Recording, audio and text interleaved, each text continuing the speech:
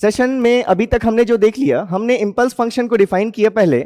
आपने कहा ये function with respect to T, अगर कोई फंक्शन एग्जिस्ट कर रहा है only at T equals to 0 having value infinity and area equals to 1, तो इस फंक्शन को आपने नाम दिया डेल ऑफ टी, और आपने इसके लिए मैथमेटिकल एक्सप्रेशन लिखा del of T is infinity at t equals to 0 and it is 0 otherwise, or you can write t is not equals to 0।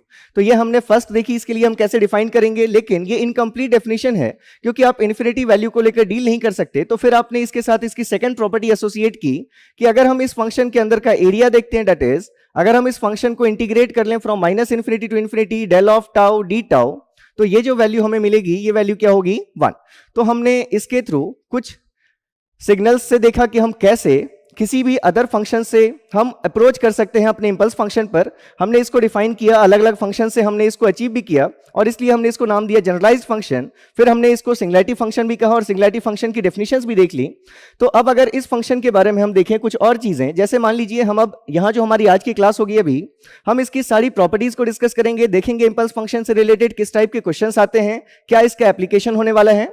तो इसमें अगर हम सबसे पहले देखें कि अगर ये हम फंक्शन लिया हमने डेल ऑफ टी, अगर आप इस फंक्शन पर टाइम रिवर्सल परफॉर्म कर दें, अगर आप इस फंक्शन पर टाइम रिवर्सल परफॉर्म कर दें, मतलब डेल ऑफ माइनस टी अगर आप फाइंड करेंगे, तो क्योंकि ये विड्थ इसकी नेग्लिजिबल है, ये सिर्फ ओरिजिन पर आपका एग्जिस्ट कर रहा है, तो अगर आप इसमें चेंज करेंगे भी तो आपको सेम फंक्शन मिलेगा। मतलब आपने यहां से देखा कि अगर हम इस पर टाइम रिवर्सल लेते हैं तो डेल ऑफ माइनस टी की वैल्यू हमारी डेल ऑफ टी के बराबर होती है, और अगर कोई function x of minus T equals to X of T को फॉलो करता है तो आप जानते हैं उस फंक्शन को हम क्या नाम देते हैं, इवन फंक्शन। तो इसका मतलब ये जो हमारा इंपल्स फंक्शन है, ये जैसे हमारा रेक्टेंगुलर फंक्शन या फिर सैंपलिंग फंक्शन या सिंक फंक्शन, ये सभी जैसे हमारे या ट्रायंगुलर फंक्शन इवन फंक्शंस थे, वैसे ही हमारा इंपल्स फंक्शन भी क्या है, एक इवन फंक्शन है। तो अब अगर आपने कहा del of minus T equals to del of T, तो फिर से अगर आप इस टी की जगह पर कोई अदर रिप्लेसमेंट ले लें, अगर आप इस टी को रिप्लेस कर दें T plus minus T not से, तो डेल ऑफ माइनस कॉमन आपने बस टी को रिप्लेस किया है टी प्लस और माइनस टी नॉट, तो यहां भी जो हमारे इवन फंक्शन की प्रॉपर्टी होती है, आप माइनस साइन को डिस्कार्ड कर सकते हैं और ये वैल्यू हम लिख सकते हैं del of T plus and minus T naught. ठीक है, ये चीज हमने देख ली। अब नेक्स्ट अगर हम देखें तो अभी जो हमने और चीजें डिफाइन कर दी हैं, वो हमने ये डिफाइन कर दिया कि अगर हम डिफरेंशिएशन देखते हैं d by D T of u of T, अगर हम स्टेप फंक्शन को डिफरेंशिएट करते हैं तो रिजल्ट हमारा क्या होता है, डेल ऑफ टी। या फिर हमने इसको कहा अल्टरनेटिवली हम लिख सकते हैं कि integration from minus infinity to T del of tau D tau, ये जो वैल्यू हमें मिलेगी ये वैल्यू किसके बराबर होगी, स्टेप फंक्शन ut के बराबर होगी। तो अब अगर हम थोड़ा सा देख लेते हैं अपने सिंगुलैरिटी फंक्शंस को, फिर हम बारी बारी से अलग अलग कॉन्सेप्ट्स इसमें डिस्कस करेंगे, तो आप बिल्कुल बने रहिएगा। ये लेक्चर आपके लिए इंपॉर्टेंट है। इस लेक्चर के बाद आपको बहुत सारे कॉन्सेप्ट्स ऐसे मिलेंगे जिनको आप आगे अप्लाई कर पाएंगे। तो बिल्कुल जैसे अगर हम देखें यहां पर, सपोज अगर हम सिंगुलैरिटी फंक्शंस को देखें, सिंगुलैरिटी फंक्शंस जिनको हमने कहा कि सिंगुलैरिटी फंक्शंस क्या मिलने वाले हैं हमें, जितने भी सक्सेसिव डिफरेंशिएशन या इंटीग्रेशन से मिलेंगे सिग्नल्स इस डेल ऑफ टी के, वो सभी सिग्नल्स कहलाएंगे सिंगुलैरिटी फंक्शंस। तो सिंगुलैरिटी फंक्शंस में जैसे आप अगर देखें कि आपने अगर स्टेप फंक्शन लिया, स्टेप को डिफरेंशिएट किया तो आपको क्या मिला, इंपल्स फंक्शन मिला। अब अगर हम देखना चाहते हैं रैंप फंक्शन के लिए, सपोज आपने डिफाइन किया है ramp function R of T is what, T into U of T. अगर हम इस रैंप फंक्शन को डिफरेंशिएट करना चाहते हैं, तो अगर हमने इसको D by D T of are of T करना चाहा, तो अब यहां से अगर हम देखें तो ये t भी हमारा t का फंक्शन है और u ऑफ t भी हमारे t का फंक्शन है। तो अगर हम इस फंक्शन को t के रिस्पेक्ट में डिफरेंशिएट करना चाहते हैं तो ये u इंटू वी के फॉर्म से आप डिफरेंशिएट करेंगे, जहां दोनों ही हमारे t के फंक्शंस हैं। तो सपोज हमने फर्स्ट टाइम इस t को कांस्टेंट रखा और हमने डिफरेंशिएट किया ut को, फिर हमने प्लस साइन लिया और उसके बाद हमने इस u ऑफ t को कांस्टेंट रखा और हमने डिफरेंशिएट किया t को, d by D T of t। तो ऐसे लिख सकते हैं हम, अगर हमें डेरिवेटिव फाइंड करना है रैंप फंक्शन का, तो यहां से अगर हम देखें तो ये डेरिवेटिव हमें क्या दे रहा है, अगर हम देखें तो t into d by D T of u of T. आपने अभी देखा कि ये जो D by D T of u of T होगा, इसकी वैल्यू को हम क्या लिख सकते हैं, डेल ऑफ टी। तो ये हमारे पास क्या रिजल्ट आया, t times del of T and plus अगर हम देखें तो ये हमारा ut और D by D T of D T, ये वैल्यू क्या होगी हमारी 1 होगी, मतलब ये वैल्यू कितनी है, u ऑफ t है। तो अब जो हम नेक्स्ट चीज देखने जा रहे हैं वो हम ये देखने जा रहे हैं कि अगर हमें किसी फंक्शन का प्रोडक्ट देखना हो, ये t अपने आप में एक टाइम का फंक्शन है और यहां हम इस फंक्शन का प्रोडक्ट देखना चाहते हैं किसके साथ, इंपल्स फंक्शन के साथ। तो इस चीज को हम अभी यहां पर स्किप करेंगे, इसको रोकेंगे हम, और अब हम देखेंगे इंपल्स फंक्शन की कुछ प्रॉपर्टीज कि कभी अगर हमारा किसी फंक्शन के साथ मल्टीप्लीकेशन आ रहा है इंपल्स फंक्शन का, तो हम उसको कैसे डिफाइन करें, कभी अगर हमारा इंपल्स फंक्शन के साथ इंटीग्रेशन आ रहा है कैसे डिफाइन करें। तो इंटीग्रेशन के लिए अभी हमने जैसे देख लिया कि del of tau D tau का integration from minus infinity to t, यह हमें क्या देता है, यूटी देता है। अगर हम देखें, अगर हम कहना चाहें कि अगर हमें देखना है integration from minus infinity to T del of T minus T naught D T, ये चीज हमें क्या देगी। अगर जैसे हमने डेल टाउ को इंटीग्रेट किया तो यहां पर भी हम इसको टाउ के रिस्पेक्ट में लिख लेते हैं, del tau D tau, del of tau minus T naught D T D tau. तो अगर आपके पास कोई ऐसा फंक्शन है, अगर आप इसको इंटीग्रेट करेंगे from minus infinity to T, तो क्या रिजल्ट आएगा। तो हमने ये फंक्शन देखा है कि अगर आपके पास ये फंक्शन है आपका, अगर आपको प्लॉट करना है एक फंक्शन जो हम लिखना चाहते हैं del of T minus T naught, अगर ये फंक्शन है del of T minus T naught, तो सबसे पहले हमने इसमें दो चीजें देखी हैं कि ये इंपल्स एग्जिस्ट कहां करेगा और इसका एरिया कितना होगा। तो एग्जिस्टेंस देखने के लिए हमने देखा था कि इस फंक्शन के अंदर जो भी वैल्यू लिखी हुई उसको हमें इक्वेट करना है जीरो से। तो अगर आपने इसको इक्वेट किया जीरो से, तो ये इंपल्स कहां एग्जिस्ट कर रहा है, ये इंपल्स एग्जिस्ट कर रहा है t equals to t naught, और इसके लिए एरिया की वैल्यू कितनी है, कोई चीज इसके पहले नहीं लिखी, मतलब इसका एरिया कितना है, 1 है। तो अब अगर आप कोई इंटीग्रेशन लेना चाहते हैं, इस सिग्नल को आप इंटीग्रेट करना चाहते हैं और आप लिमिट ले रखी है आपने माइनस इन्फिनिटी टू टी, तो फिर से उसी कॉन्सेप्ट से अगर आप टी की वैल्यू जो इंटीग्रेशन की अपर लिमिट है आप माइनस इन्फिनिटी से इंटीग्रेट करते आ रहे हैं, अगर आप उस टी की वैल्यू इस टी नॉट से छोटी लेंगे, आप अपना इंटीग्रेशन यहां तक लें या यहां तक लें, या आप यहां इसके पहले कहीं से कहीं तक भी आप इंटीग्रेट अगर करेंगे इस फंक्शन को, तो ये इंपल्स आपका एनक्लोज नहीं होगा। और जब तक ये इंक्लोज नहीं होगा इंटीग्रेशन के अंदर, तब तक आपने जीरो को इंटीग्रेट किया तो रिजल्ट भी क्या मिलेगा, आपको जीरो मिलेगा।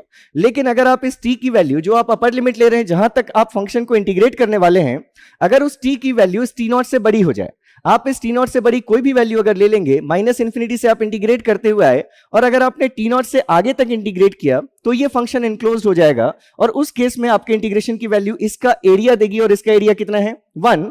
इसका मतलब आप कह सकते हैं कि ये जो हमारा इंटीग्रल आएगा इसकी वैल्यू 1 होगी if t is greater than T not, and it will B 0 if t is less than T not. ये चीज समझ में आ रही है कि अगर हम कह रहे हैं कि ये चीज हमारी, ये इंटीग्रेशन, इसका रिजल्ट, तो इसका रिजल्ट हमने देखा 1 तभी होगा जब ये अपर लिमिट जो हम ले रहे हैं t, अगर इस t की वैल्यू क्या हो, ग्रेटर देन टी नॉट हो, जहां पर ये इंपल्स एग्जिस्ट कर रहा है। तो ये किस चीज की डेफिनेशन को सेटिस्फाई कर रहा है ये टर्म, ऐसा कौन सा फंक्शन आपने देखा है जिसकी वैल्यू 1 होनी चाहिए for t greater than T naught और 0 होनी चाहिए for t less than T naught. तो डेफिनेटली आपको पता है कि अगर हम u of t minus T not लिखते हैं, तो ये फंक्शन भी हमारा 1 होता है for t greater than T not and it is 0 for t less than T naught. तो इसलिए आप कह सकते हैं कि ये जो हमारा टर्म है, ये टर्म हमें क्या देगा, u of t minus T naught देगा। तो जैसे आपने कहा डेल टी को इंटीग्रेट करेंगे तो ut मिलेगा, उसमें अगर कोई शिफ्टिंग ले लेंगे आप उसको इंटीग्रेट करेंगे तो वही शिफ्टिंग आपको स्टेप फंक्शन में भी मिलेगी। अब जैसे मान लीजिए हम कह रहे हैं कि यहां तो हमने लिखा कि minus infinity to T del of tau D tau की वैल्यू ut होती है, तो अगर हम यहां पर t को रिप्लेस करना चाहते हैं t माइनस टी नॉट से, अगर हम u of t minus T not देखना चाहते हैं, अगर हम क्या चाहते हैं, u of t minus T naught, तो यहां हमने अगर राइट हैंड साइड में t को रिप्लेस किया t माइनस टी नॉट से, तो रिप्लेसमेंट तो यहां भी t का होना चाहिए, तो यहां क्या वैल्यू होनी चाहिए, integration from minus infinity to t minus T naught into del of tau D tau. तो एक्चुअली यहां से तो हमें क्या दिखा कि u of t minus T naught की वैल्यू तो ऐसी होनी चाहिए, लेकिन हम क्या कह रहे हैं कि अगर हम इंटीग्रेट करेंगे del of tau minus T naught को dt तक, डी टाउ के रिस्पेक्ट में माइनस इन्फिनिटी से t तक, तो ये वैल्यू हमें u of t minus T naught देगा। तो ऐसे ये दोनों चीजें कॉन्ट्राडिक्ट कर रही हैं क्या, देखिए एक बार इसको, ऐसा हम क्यों कह रहे हैं कि ये दोनों रिजल्ट्स सेम होंगे। अगर हम ऐसा लिख रहे हैं, यहां से अगर ये चीज आ रही है तो ये भी करेक्ट होनी चाहिए, और अगर हमने इसको डिफाइन किया, ये तो अभी हमने देखा कि क्यों हम ऐसा कह रहे हैं, तो ये दोनों अलग अलग इंटीग्रल नहीं है। अगर आप यहीं पर इस टाउ माइनस टी नॉट को कोई भी एक अदर वेरिएबल पुट कर दें, अगर आप मान लेते कि लेट यहां पर जो आपके पास वैल्यू आ रही है इस फॉर्म में कन्वर्ट करने के लिए, अगर आप मान लेते कि tau minus T naught is equals to another variable p, तो जब आप यहां टाउ के रिस्पेक्ट में इंटीग्रेट कर रहे हैं तो लिमिट्स कैसे हैं, कहां से कहां तक, माइनस इन्फिनिटी से t तक। तो अगर आप यहां पर टाउ की वैल्यू माइनस इन्फिनिटी लेंगे तो उस केस में p की वैल्यू क्या मिलेगी हमें, माइनस इन्फिनिटी में से कोई वैल्यू सब्ट्रैक्ट भी करेंगे तो यही वैल्यू मिलेगी आपको टाउ। मतलब if tau tends to minus infinity, then we can see here that as p is equals to t tau minus t naught. So if tau is minus infinity, then again p is going to be minus infinity only. और जब आप tau की value put करेंगे upper limit that is t, तो उस case में हमारे p की value p is what? tau minus that is t minus t naught. ये अगर आपने टाउ की वैल्यू को t पुट कर दिया तो यहीं से इंटीग्रल क्या हो जाएगा अपर लिमिट उसकी p इज इक्वल्स टू क्या मिलेगा आपको value t minus T naught मिलेगी. और अगर ये tau minus T naught equals to p है तो यहां से हम ये भी देख सकते हैं कि d tau is equals to what? dp है. तो अगर आप इस इंटीग्रल में चेंज कर दें, ये जो आपके पास इंटीग्रल आया, अगर आप इस इंटीग्रल में वैल्यूज को चेंज कर दें तो इसी इंटीग्रल i को हम और कैसे लिख सकते थे? इंटीग्रेशन की लिमिट्स क्या है देखिए. अब जब टाउ माइनस इंफिनिटी था तो p के रिस्पेक्ट में हम वैल्यू देखना चाहते हैं, तो p इक्वल्स टू भी हमारे पास रिजल्ट आया माइनस इंफिनिटी. और अगर हम अपर लिमिट देख रहे हैं तो अपर लिमिट की वैल्यू क्या आई? t minus T naught. उस केस में हम इसको क्या लिख सकते हैं? Del of p dp. ठीक है. अब अगर आप देखें तो ये दोनों चीजें क्या हो गई, आपको यही सेम इंटीग्रल मिल रहा है t minus T naught minus infinity to, और ये del of tau D tau. तो हम पहले ही देख चुके हैं कि चाहे आप del of tau D tau लिखें या डेल ऑफ p dp लिखें, ये सभी चीजें सेम हैं. तो यहां से अभी तक आपको सिर्फ ये समझ में आया कि अगर हम इंटीग्रेट करते हैं डेल टी को तो ut मिलेगा, अगर हम शिफ्टेड इंपल्स को इंटीग्रेट करेंगे तो वही हमें क्या मिलेगा? शिफ्टेड स्टेप फंक्शन मिलेगा. ये चीज हो गई क्लियर. अब जैसे यहां से हम अगर देखें कि अगर मान लीजिए कि हमारे पास कोई वेव फॉर्म है, ठीक है, अभी हम बस नॉर्मल चीजें लिख रहे हैं, ऐसा कुछ नोट डाउन करने वाला अभी तक हमने इसमें नहीं लिखा है, बस हम कॉन्सेप्ट देखना चाहते हैं. तो यहां जैसे अगर हम देखें कि मान लीजिए हमारे पास कोई एक वेव फॉर्म है जो इंपल्सेस से मिलकर बनी है, तो हमें इंपल्सेस के लिए एक्सप्रेशन लिखना अब आता है. ठीक है. ये अगर हम देखें हमारा कोई फंक्शन है, सपोज हम इसमें कह रहे हैं कि हमारे पास कुछ इंपल्सेस हैं, हमारे पास लेट ये कुछ इंपल्सेस हैं, ये हमने कुछ इंपल्सेस ड्रॉ कर लिए. ठीक है. ये हमारे पास इंपल्सेस हैं. सपोज हमने कहा ये वैल्यू -2 है, ये वैल्यू +4 है, ये वैल्यू -3 है, ये वैल्यू +2 है, ये वैल्यू हमने ले लिया -2 और ये वैल्यू हमने ले लिया +4. ये t के रिस्पेक्ट में आपका फंक्शन है. अगर इस फंक्शन को हमें सिर्फ रिप्रेजेंट करना होता है इन टर्म्स ऑफ इंपल्सेस, तो जैसा आपने देखा है डिस्क्रीट टाइम सिग्नल में चलने के लिए कि सीक्वेंस रिप्रेजेंटेशन जब आप फॉलो करते हैं या कंटिन्यूअस टाइम सिग्नल को रिप्रेजेंट करने के लिए, जब भी आपको एक्सप्रेशन लिखना होता है तो आप मूव कैसे करते हैं? एकदम लेफ्ट मोस्ट लिमिट से आप मूव करते हुए आइए और फंक्शन के लिए एक्सप्रेशन लिखना शुरू कीजिए. तो हर इंडिविजुअल इंपल्स के लिए आपको फंक्शन पता है कि अगर कोई इंपल्स, सपोज हम ये पॉइंट्स ले लेते हैं n इक्वल्स टू -3, -2, -1, ये आपका t इक्वल्स टू 0 का पॉइंट, ये 1, ये 2, ये वैल्यूज है हमारी. अब अगर हम इस इंपल्स को लें, सबसे पहले हमारे लेफ्ट मोस्ट इंपल्स ये दिख रहा है, इसके लिए एक्सप्रेशन लिखना है हमें. तो हमने लिखा x ऑफ t में बी रिटन एज एक इंपल्स जो एग्जिस्ट कर रहा है t इक्वल्स टू -3 पर. तो पहले हम एक्सप्रेशन लिख लेते हैं. तो एक्सप्रेशन क्या होना चाहिए? इस डेल के ब्रैकेट में हमें ऐसी चीज लिखनी है जिसको जब हम इक्वल टू 0 पुट करें तो हमें t की वैल्यू मिले -3. तो क्या लिखेंगे हम? डेल ऑफ t प्लस 3 लिखेंगे. और उसके पहले आपको मेंशन करना है उसका एरिया. तो अगर ये x एक्सिस के नीचे लाई कर रहा है तो एरिया की वैल्यू कैसी लेंगे हम? -2. तो इस इंपल्स को हमने रिप्रेजेंट कर दिया -2 डेल ऑफ t प्लस 3.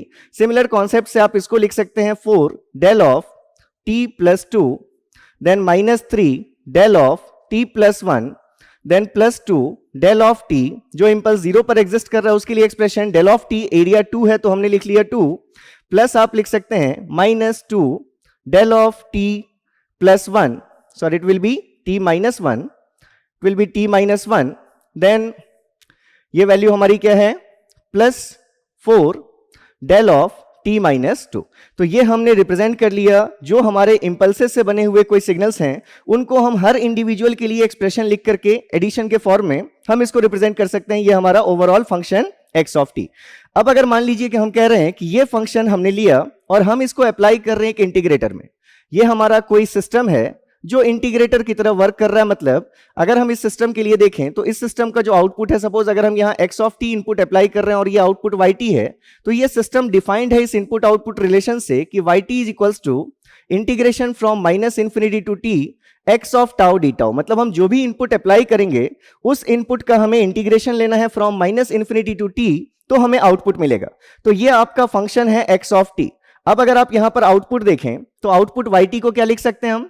अगर आउटपुट हमारा है integration from -infinity to t x of tau D tau, तो हमें इस पूरे सिग्नल्स को, ये जितने भी सिग्नल्स हैं हमारे इंपल्सेस, इन सभी को हमें इंटीग्रेट करना है from minus infinity to T.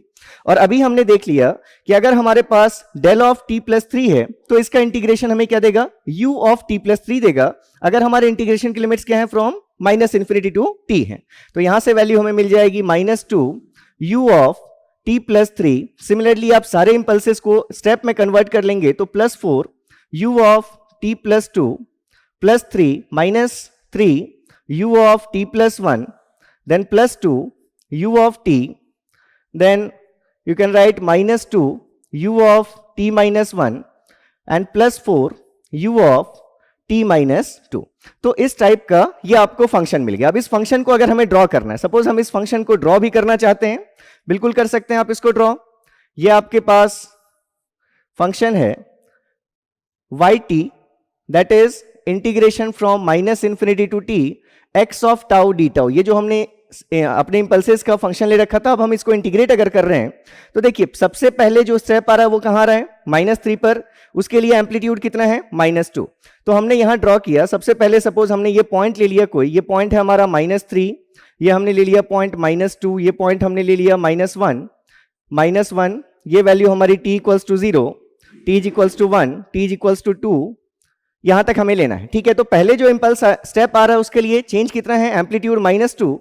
तो ये हमने -3 से स्टार्ट किया, हमने सडन चेंज लिया -2 का, ये -2 वैल्यू होल्ड करेगा कहां तक, t इक्वल्स टू -2 तक। उस टाइम पर एक और स्टेप यहां पर आकर ऐड हुआ जिसका एम्पलीट्यूड कितना है, 4। तो नेट एम्पलीट्यूड कितना मिलेगा आपको इस पॉइंट के बाद, -2 + 4, दैट विल बी +2। तो इस पॉइंट पर t इक्वल्स टू -2 पर हमारा फंक्शन अपनी वैल्यू चेंज करेगा -2 से कहां पर, +2 तक। तो अब ये वैल्यू +2 रहने वाली है कब तक, जब तक अगला स्टेप नहीं आता। अगला स्टेप कहां आ रहा है, 1 पर। 1 पर वैल्यू क्या चेंज होगी, ये नेक्स्ट स्टेप का एम्पलीट्यूड है -3। तो अभी अगर हम +2 पर हैं, हम -3 इसमें से ऐड करेंगे इसमें, तो अब हमारी वैल्यू क्या होगी, -1। तो इस t इक्वल्स टू -1 पर हमारी वैल्यू चेंज होकर क्या हो गई, -1 हो गई। अब ये -1 वैल्यू कहां तक होल्ड करेगा, जब तक नेक्स्ट स्टेप नहीं आता, मतलब 0 तक। 0 पर जो स्टेप आ रहा है उसके लिए आपको दिख रहा है एम्पलीट्यूड +2। तो अगर आप अभी -1 पर थे, इसमें आपने +2 ऐड किया, मतलब आप कहां पहुंचेंगे, +1 तक। तो ये वैल्यू t इक्वल्स टू 0 पर चेंज होकर हो गई +1। ठीक है, ये अब 1 के बाद ये वैल्यू हमारी नेक्स्ट जो आ रही है, t इक्वल्स टू 1 पर जो स्टेप आ रहा है उसका एम्पलीट्यूड है -2। तो ये +1 से यहां पर अगर आप -2 चेंज करेंगे तो ये फिर से वैल्यू क्या हो जाएगी, -1। तो ये फिर से आपको t इक्वल्स टू 1 पर ये वैल्यू चेंज होकर क्या हो गई, -1। अब ये वैल्यू फिर से कब तक होल्ड करेगा, जब तक नेक्स्ट स्टेप नहीं आता। नेक्स्ट स्टेप कितने एम्पलीट्यूड का आ रहा है, +4। तो -1 में आपने +4 ऐड किया तो आप कहां पहुंच गए, +3 पर। तो ये फाइनली आपकी जो वैल्यू है, अब ये वैल्यू कितनी है, +3 है। तो अब ये वैल्यू यहां से लेकर इंफिनिटी तक कंटिन्यूड रहेगी, क्योंकि और कोई स्टेप नहीं आ रहा। तो अगर हम इस टाइप के क्वेश्चंस देखें, जब भी हमारे पास इस टाइप की कोई ट्रेन ऑफ इंपल्सेस हैं, कुछ हमारे इंपल्सेस कंटेन कर रहा है अगर सिग्नल, तो उसको अगर हम किसी इंटीग्रेटर से पास करेंगे तो हमें क्या मिलेंगे, इन सभी इंपल्सेस की जगहों पर स्टेप फंक्शंस मिलेंगे, और उसका हमें कॉम्बिनेशन लेना था। तो हमने देखा कि हम ये कॉम्बिनेशन कैसे प्लॉट करते हैं। तो यहां तक हम देख चुके हैं। अब आपको मैं कुछ इजी 1 लाइनर क्वेश्चंस दे रहा हूं, तो आप लोग बिल्कुल उसको तुरंत कमेंट करेंगे कि आपका क्या आंसर आ रहा है। एक बार इसमें आपको कुछ लिखने वाला पॉइंट अगर दिख रहा है तो आप लिख सकते हैं, अदरवाइज ये चीजें हम ऑलरेडी, एक बार कैमरा इधर कर दीजिए, ये चीज आपको लिखने की जरूरत नहीं है, आप ये लिख चुके हैं, ये आपको लिखना नहीं है, ये आप लिख लीजिए। ये चीज आपको लिखना है, that impulse is an even function so that there will not be any effect of time reversal on impulse function. मतलब हम माइनस साइन अगर कहीं पर आ रहा है तो उसको हम डायरेक्टली डिस्कार्ड कर सकते हैं। ये लिख लीजिए। ये चीज आपको पता थी तो उसके साथ ये चीज भी लिख लीजिए, ये चीज हमारी ये इंपॉर्टेंट है। इसके बाद ये सभी चीजें अगर आप लिखना चाहते हैं कि ये दोनों हमारे इक्विवेलेंट कैसे हैं, तो हमने बस सिर्फ चेंज इन वेरिएबल किया है इंटीग्रेशन में, और वही चीज हमें सेम रिजल्ट दे रही है। तो इसमें कुछ नया नहीं है, इसको हम अभी आगे देखेंगे, इसीलिए आप अभी इसको नहीं लिखेंगे, इसको आप मत लिखना। तो इतनी चीजें आप देख सकते हैं। लास्ट का जो एग्जाम्पल हमने लिया है वो एग्जाम्पल आप लिख सकते हैं। चलिए, तो जैसे अगर हम नोट डाउन कर लिया आपने, कुछ हम एग्जाम्पल्स ले लेते हैं कि आपकी अंडरस्टैंडिंग और थोड़ी सी अच्छी हो जाए। सपोज हमने कहा कि हमारा एक फंक्शन है, ये एग्जिस्ट कर रहा है, ये पॉइंट सपोज हम ले लेते हैं 4, ये पॉइंट अगर हमने ले लिया 4 - a, और ये पॉइंट अगर हमने ले लिया 4 + a, ठीक है। और ये हाइट अगर हमने शो कर दी, suppose it is let 2 upon A, ये हमारा फंक्शन है सपोज एफ ऑफ टी। हम कुछ फंक्शंस ड्रॉ कर रहे हैं और आपको सारे केसेस में बताना है limit a tends to 0, limit a tends to 0 f of T को हम क्या लिख सकते हैं। ठीक है, ये फर्स्ट हो गया आपका। सेकंड हम एक ले रहे हैं दैट इज से यहां पर हमारे पास ये कोई फंक्शन है जो ये पॉइंट है -1 और ये पॉइंट अगर हमने ले लिया -1 माइनस ए, और अगर हमने इसकी हाइट को रिप्रेजेंट कर दिया सपोज इट इज 2/a। ठीक है, ये तो ये हमारा फंक्शन है f of t with respect to t. इसके लिए भी सेम क्वेश्चन है कि आपको बताना है limit a tends to 0 f of T is what. Next एक हम और इसमें ले लेते हैं। इन तीनों के लिए आप जल्दी से कमेंट कर दीजिए। ऐसे वन लाइनर्स मैं आपको अब देते रहूंगा बीच बीच में, क्योंकि अब हमारे पास सफिशिएंट स्टफ आ गया है कि आप उसको सॉल्व कर सकें। अभी तक हमारे पास कुछ चीज ही नहीं थी जिसके लिए मैं आपको क्वेश्चंस देता और आप सॉल्व करते। धीरे धीरे हम वो चीजें कलेक्ट करते जा रहे हैं, वो कॉन्सेप्ट्स देखते जा रहे हैं जिन पर क्वेश्चंस फ्रेम होंगे और जिन पर आपको आंसर्स देना है। तो जैसे हमने एक और क्वेश्चन यहां पर ले लिया, से हमारे पास एक फंक्शन है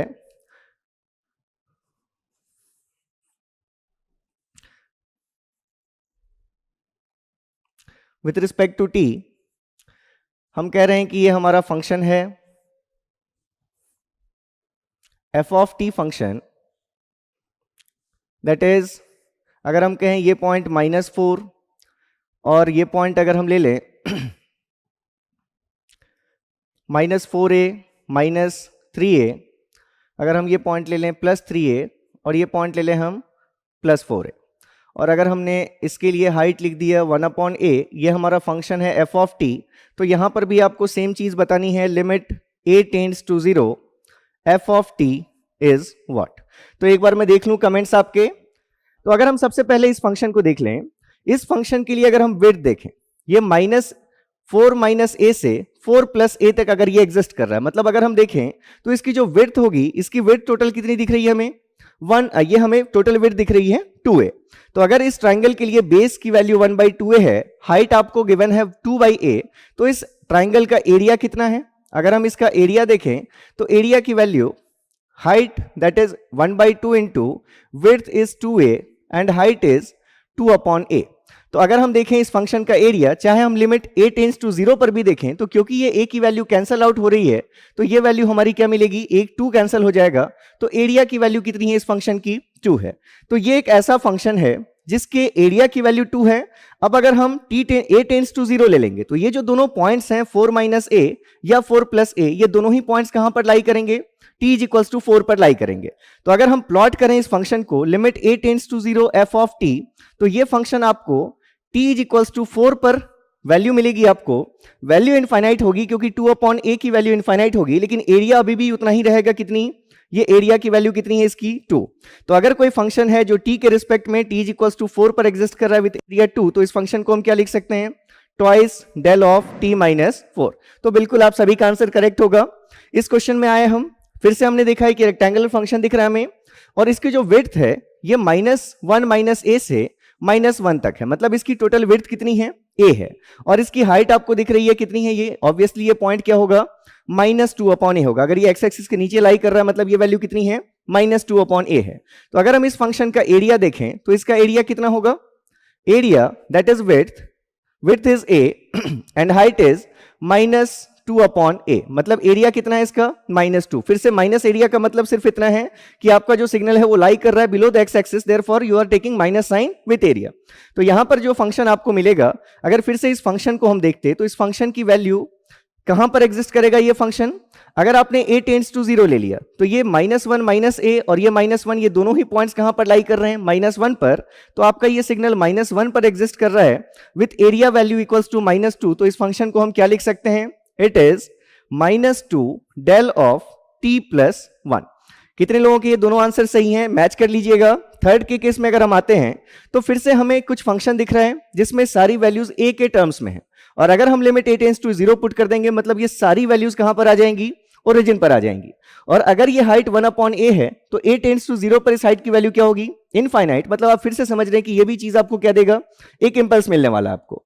तो अगर आप एरियाज देखें इंडिविजुअली, तो इस ट्राइंगल के लिए अगर हम एरिया देखें तो 1/2 विड्थ इज व्हाट, a और हाइट कितना है 1 upon A, width is a, height is 1 upon a, मतलब इसके एरिया की वैल्यू कितनी है 1/2। सिमिलरली ये भी जो ट्राइंगल आपको दिख रहा है इसके लिए भी हाफ इंटू विड्थ की वैल्यू a और हाइट की वैल्यू इसके लिए भी 1 अपॉन a, तो यहां से भी एरिया कितना है इसका 1/2 है। तो ये दोनों एरिया 1/2 हैं। और अगर हम इस रेक्टेंगुलर पोर्शन को कंसीडर करें तो इस रेक्टेंगुलर फंक्शन का area that is width into height -3a से +3a तक क्या वैल्यू आई 6a, -3a से 3a तक टोटल विड्थ कितनी है 6a और हाइट कितनी है 1 अपॉन a, तो 6a इंटू 1 अपॉन a ये वैल्यू कितनी है 6।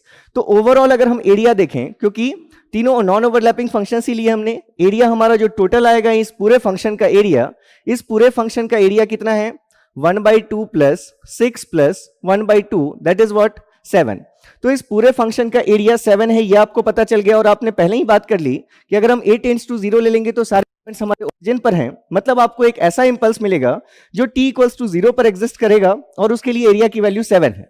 तो अगर हम इस फंक्शन को प्लॉट करें तो हमें कैसा दिख रहा है फंक्शन, t इक्वल्स टू 0 पर एक फंक्शन एग्जिस्ट कर रहा है जिसके लिए एरिया की वैल्यू 7 है। तो इस फंक्शन को हम क्या लिख सकते हैं 7 del ऑफ t। कितने लोगों के तीनों आंसर्स मैच हो गए? तो अब हम इंटरेस्टिंग इस पे डिस्कशन है हमारा कि इंपल्स फंक्शन से रिलेटेड प्रॉपर्टीज अब हम डिस्कस करने वाले हैं जिसको हम रिपीटेडली यूज करेंगे थ्रू आउट द क्लास। तो चलिए यहां पर गौरव, सूरज, ऋषभ, आयुष आप सभी के करेक्ट हैं, वेरी गुड। तो अब हम डिस्कशन करने जा रहे हैं अपनी प्रॉपर्टीज का, properties of direct delta function. Direct delta function. अब फिर से जैसे जैसे हम प्रॉपर्टीज देखते जाएंगे आपको मैं वन लाइनर्स देता जाऊंगा, आप ऐसे छोटे छोटे क्वेश्चंस को सॉल्व करते जाइए, अपने कॉन्सेप्ट्स को क्लियर करते जाइए। तो प्रॉपर्टीज ऑफ डेल्टा फंक्शन में जो फर्स्ट प्रॉपर्टी है हमारी that is time scaling property of delta function. तो फर्स्ट हम ले रहे हैं टाइम स्केलिंग। देखिए प्रॉपर्टीज में और क्या चीजें हैं जो हम ऑलरेडी लिख चुके हैं, फिर भी हम यहां लिख लेते हैं कि प्रॉपर्टीज फर्स्ट प्रॉपर्टी है हमारी, इसको भी हमारा डिस्कशन इंपॉर्टेंट है। हमने फर्स्ट प्रॉपर्टी देखी कि इंटीग्रेशन फ्रॉम -∞ टू इन्फिनिटी, चाहे हम डेल ऑफ टी लिखें या हम डेल ऑफ टाउ लिखें, वैल्यू क्या होती है 1। अब हमने ये भी देख लिया कि ये जो 1 मिलता है हमें एरिया, ये कोई जरूरी नहीं है कि हम लिमिट्स जो है वो हम कहां से कहां तक ले -∞ टू +∞। हमें सिर्फ लिमिट ऐसी लेनी है कि ये जो हमारा इंपल्स है, ये इंपल्स हमारा t इक्वल्स टू 0 पर एग्जिस्ट करने वाला इंपल्स डेल t, हमें लिमिट्स अगर हम कोई भी ऐसी लिमिट ले लें जिस लिमिट के बीच में ये फंक्शन अगर एनक्लोज हो जाए, अगर जैसे मान लीजिए कि हम कहते हैं कि नॉर्मली जो एरिया के लिए हमारे पास डेफिनेशन है, ठीक है, ये हमारा थोड़ा अलग डिस्कशन हम इसको कर रहे हैं कि नॉर्मली हम क्या कहते हैं कि area of x of t क्या होनी चाहिए, एरिया की वैल्यू होनी चाहिए -∞ to ∞ x of tau, x of t dt लिखें या x of tau D tau लिखें, ये नॉर्मल किसी फंक्शन का एरिया होता है। लेकिन आपने देखा कि अगर हमारे पास कोई रेक्टेंगुलर फंक्शन है, सपोज ये रेक्टेंगुलर फंक्शन -2 से 2 तक अगर एग्जिस्ट कर रहा है विथ समथिंग जो भी वैल्यू है 4 है, तो अगर आपको इसका एरिया चाहिए तो आपको जरूरत नहीं है कि आप लिमिट्स लिखें -∞ टू +∞, क्योंकि आपको पता है कि इसके पहले फंक्शन 0 है, इसके बाद फंक्शन 0 है। तो इसका मतलब ये सेम रिजल्ट आपको मिलेगा एरिया फाइंड करने में अगर आप इस इंटीग्रेशन के लिमिट्स को चेंज करके क्या लिख लें from -2 to +2 x of t dt। तो ये दोनों ही इंटीग्रल्स आपको इसका एरिया देंगे, मींस 4 इंटू 4 क्या वैल्यू मिलेगी आपको 16। तो सिमिलर कॉन्सेप्ट से अगर हम कह रहे हैं कि इंपल्स फंक्शन का एरिया 1 है, तो बेसिक डेफिनेशन से हमने पहले क्या लिखा -∞ टू इन्फिनिटी, लेकिन हमें पता है कि इंपल्स तो सिर्फ 0 पर एग्जिस्ट कर रहा है। तो अगर हम इस लिमिट को -∞ नहीं लेकर अगर हम क्या लें -∞ से अगर हम 1 तक ले लें del of tau D tau, तो भी इंपल्स इनक्लोज हो जाएगा और एरिया की वैल्यू क्या होगी 1 होगी। अगर हम -1 से लेकर इन्फिनिटी तक ले लें del of tau D tau, तो भी एरिया की वैल्यू क्या होगी 1 होगी, क्योंकि इंपल्स इस बीच में एनक्लोज हो रहा है। आप कह सकते हैं कि अगर हम इंटीग्रेशन की लिमिट ऐसी भी ले लें कि 0 टू 0+, मतलब हमने 0 के जस्ट पहले इंटीग्रेशन शुरू किया, यहां से हमने शुरू किया और सिर्फ हम यहां तक इंटीग्रेट कर रहे हैं, तो भी हमारा ये फंक्शन इस बीच में एनक्लोज हो रहा है। मतलब इस केस में भी आपको अगर आप एरिया देखेंगे तो del of tau D tau, इस एरिया की वैल्यू क्या मिलेगी 1 मिलेगी। तो सबसे पहली चीज तो यहां से ये क्लियर हो जानी चाहिए कि कोई जरूरी नहीं है कि -∞ टू +∞ ही हमारा इंटीग्रल होगा तभी हमारा एरिया 1 होगा। ये ठीक हो गई चीज। अब अगर मान लीजिए कि आपके पास कोई इंटीग्रल है, जैसे आपने डेल ऑफ टी का एरिया कहा, वैसे ही डेल ऑफ आप जानते हैं शिफ्टिंग का एरिया पर इफेक्ट नहीं पड़ता। मतलब अगर डेल टी का एरिया 1 है तो डेल ऑफ t - 4 का भी एरिया 1 है। टाइम रिवर्सल का फर्क नहीं पड़ता, मतलब डेल ऑफ -t का भी एरिया 1 होगा। और किसका फर्क नहीं पड़ता, ये सभी चीजें आपको पता है। तो अगर हम यहां पर लिखते integration from -4 to 6 del of t minus 5 dt। अगर आप देखें तो ये इंपल्स सबसे पहले आप देखेंगे कि क्या ये इंपल्स इस गिवन लिमिट के बीच में आ रहा है। आपने देखा ये इंपल्स एग्जिस्ट करेगा t इक्वल्स टू 5, जो इस बीच में आ रही है लिमिट, इसलिए आप कहेंगे कि ये इंपल्स एनक्लोज होगा और एरिया की वैल्यू क्या होगी, 0 होगी। अब अगर हम इसी इंपल्स में अगर हमने ले लिया इंटीग्रेशन फ्रॉम -4 to 6 और अगर हमने यहां पर लिख दिया del of t minus 7 dt, तो अब आप जो इंटीग्रेशन ले रहे हैं वो -4 से 6 तक ले रहे हैं, लेकिन ये जो इंपल्स है आप जानते हैं ये इंपल्स कहां पर आएगा, t इक्वल्स टू 7 पर। तो अगर ये t इक्वल्स टू 7 का पॉइंट इस गिवन इंटीग्रल के बीच में नहीं आ रहा तो डेफिनेटली इस एरिया की वैल्यू क्या होने वाली है, 0, क्योंकि आपने कोई फंक्शन एनक्लोज ही नहीं किया। तो ये वैल्यू क्या हो गई एरिया की, 0 हो गई। अब जो चीज आपको ध्यान रखनी है कि अगर कभी ऐसा लिखा है इंटीग्रेशन फ्रॉम -4 to 3 और यहां लिखा है अगर del of t minus 3 dt, अगर आप इंटीग्रेशन के लिमिट्स कहां से कहां तक ले रहे हैं, -4 से लेकर 3 तक, और ये इंपल्स कहां एग्जिस्ट कर रहा है, ये इंपल्स भी एग्जिस्ट कर रहा है 3 तक, तो आपको ध्यान रखना है this value is not defined, it is undefined. अगर कोई भी एक लिमिट चाहे अपर लिमिट या लोअर लिमिट उस वैल्यू को कंटेन कर रही है जहां पर इंपल्स एग्जिस्ट कर रहा है तो ये इंटीग्रल डिफाइंड नहीं है, आप इसको क्या लिखेंगे, अनडिफाइंड। जैसे अगर हम लिख लेते -∞ to 0 del of t dt, तो आप देख रहे हैं कि del t dt मतलब ये जो del t है 0 पर एग्जिस्ट करेगा और एक लिमिट इसमें से क्या कंटेन कर रही है, 0 को कंटेन कर रही है, तो फिर से हम क्या कहेंगे कि ये वैल्यू कैसी है हमारी, अनडिफाइंड है। ठीक है ये, तो चलिए ये हमने फर्स्ट प्रॉपर्टी देख ली इंपल्स फंक्शन की, एरिया प्रॉपर्टी, कि किसी इंपल्स के अंदर का एरिया 1 होगा अगर जो गिवन लिमिट्स हैं उन लिमिट्स के बीच में इंपल्स का एग्जिस्टेंस हो रहा होगा। ये फर्स्ट प्रॉपर्टी। सेकंड प्रॉपर्टी हम ले रहे हैं अपनी, that is time scaling property. Time scaling property. तो टाइम स्केलिंग प्रॉपर्टी ये कहती है कि अगर हमारे पास del ऑफ अल्फा टी है, अगर हमारा कोई फंक्शन है del ऑफ अल्फा टी, तो इसको हम लिख सकते हैं, अगर इंपल्स में कोई स्केलिंग है तो इस स्केलिंग फैक्टर को हम बाहर करके इसको आप लिख सकते हैं 1/mod of alpha into del of T. Property कहती है अगर इंपल्स में कोई स्केलिंग है तो उस स्केलिंग फैक्टर को बस आप डिवीजन में ले आइए और del ऑफ टी यहां पर रह जाएगा। मतलब इंपल्स में स्केलिंग का इफेक्ट उसके एरिया पर होता है। जैसे आप अगर नॉर्मल कोई कंटिन्यूअस टाइम सिग्नल लेते हैं तो उसमें स्केलिंग का इफेक्ट किस पर होता है, उसके जैसे आप अगर एग्जिस्टेंस के ड्यूरेशन पर होता है। तो ये जो सिग्नल है ये ऑलरेडी इनफाइनाइटेसिमली स्मॉल ड्यूरेशन में ही एग्जिस्ट कर रहा था, जिसको आप टेंडिंग टू 0 ले सकते हैं। तो अगर पहले टेंडिंग टू 0 थी विड्थ, तो स्केलिंग करने के बाद भी विड्थ टेंडिंग टू 0 ही रहेगी, लेकिन इसका इफेक्ट अब किस पर होगा, एरिया पर होगा। आप वैसे भी जानते हैं किसी भी अदर फंक्शंस में भी अगर आप स्केलिंग करते हैं तो उसका इफेक्ट एरिया पर होता है, और कितने टाइम होता है, जितने फैक्टर से आप स्केल करते हैं उतने फैक्टर से एरिया डिवाइड हो जाती है। अब अगर आपका फंक्शन इवन है तो इसीलिए यहां पर हमने मॉड ऑफ टी का अल्फा का साइन लिया कि चाहे आप स्केलिंग फैक्टर पॉजिटिव लें या स्केलिंग फैक्टर नेगेटिव लें, क्योंकि आपका इंपल्स फंक्शन इवन है इसलिए फर्क नहीं पड़ेगा, यहां पर आपको क्या लेना है, मॉड लेना है। इसको आप ऐसे भी समझ सकते हैं, सपोज आपने अपने इंपल्स फंक्शन को डिफाइन किया, ये आपका अगर हम कोई एक सिग्नल ले लें टी के रिस्पेक्ट में, अगर हम कहें कि ये हमारा फंक्शन है एफ ऑफ टी जो एग्जिस्ट कर रहा है फ्रॉम से -a/2 से +a/2 तक, अगर ये एग्जिस्ट कर रहा है और अगर इसके लिए हाइट की वैल्यू कितनी है, 1/a है, ये एम्पलीट्यूड इसका 1/a है, तो हम जानते हैं कि अगर हम यहां पर ले लें limit a tends to 0 f of t, तो ये सिग्नल हमें क्या देता है, इंपल्स फंक्शन del t देता है। टोटल हाइट, टोटल ये विड्थ a है, हाइट 1/a है, तो एरिया 1 है, इसलिए ये हमारा इंपल्स फंक्शन को रिप्रेजेंट कर रहा है। अब ये चीज इस पर आप इजीली आप अप्लाई कर सकते हैं अपनी स्केलिंग। सपोज हमने यहां पर फाइंड किया विथ रिस्पेक्ट टू t, अगर हम फाइंड करें f ऑफ 2t, अगर आपने इसको 2 से स्केल कर दिया, अगर आपने इसको 2 से स्केल किया तो क्या होगी वैल्यू, ये जो पॉइंट है इन दोनों को आप 2 से डिवाइड करेंगे, मतलब अब आपको जो फंक्शन मिलेगा वो फंक्शन हमारा कहां से कहां तक एग्जिस्ट करेगा, -a/4 से +a/4, और ये वैल्यू लेकिन अभी भी कितनी रहेगी, 1/a। तो अब अगर आप इस फंक्शन के लिए देखेंगे कि limit a tends to 0 f of 2t, इसकी वैल्यू क्या होगी, दैट इज अगर आपने a टेंड्स टू 0 ले लिया तो फिर से ये दोनों पॉइंट 0 पर एग्जिस्ट कर रहे हैं, 1/a हाइट है, मतलब फिर से इंपल्स है, लेकिन अब इंपल्स का एरिया कितना है, अगर आप एरिया देखेंगे इस इंपल्स का तो अब इसका एरिया आपको दिख रहा है width is a/2 and height is 1/a, so it is going to be what, 1/2। तो पहले एरिया 1 था तो हमने लिखा इसको del t। अब अगर इंपल्स का एरिया 1/2 है, इंपल्स एग्जिस्ट कर रहा है ओरिजिन पर, तो इसको हम क्या लिखेंगे, 1/2 टाइम्स डेल ऑफ टी लिखेंगे, ठीक है। तो यहां से हम देख रहे हैं कि अगर हमने इंपल्स फंक्शन पर स्केलिंग की, जो चीज पहले डेल टी थी, अगर हम उसमें डेल ऑफ 2t फाइंड करना चाहते हैं तो उसको हम क्या लिख सकते हैं, 1/2 डेल ऑफ टी लिख सकते हैं। अब अभी हम बात की हमने कि क्योंकि ये इंपल्स फंक्शन हमारा कैसा है, इवन फंक्शन है, तो चाहे आप 2 से स्केलिंग करने के बाद इस पर रिवर्सल भी अगर ले लेते, मतलब आप f ऑफ -2t भी अगर देखेंगे तो इस पर रिवर्सल लेने का कोई फर्क नहीं पड़ेगा, क्योंकि ये सेम ऐसा ही दिखेगा सिग्नल।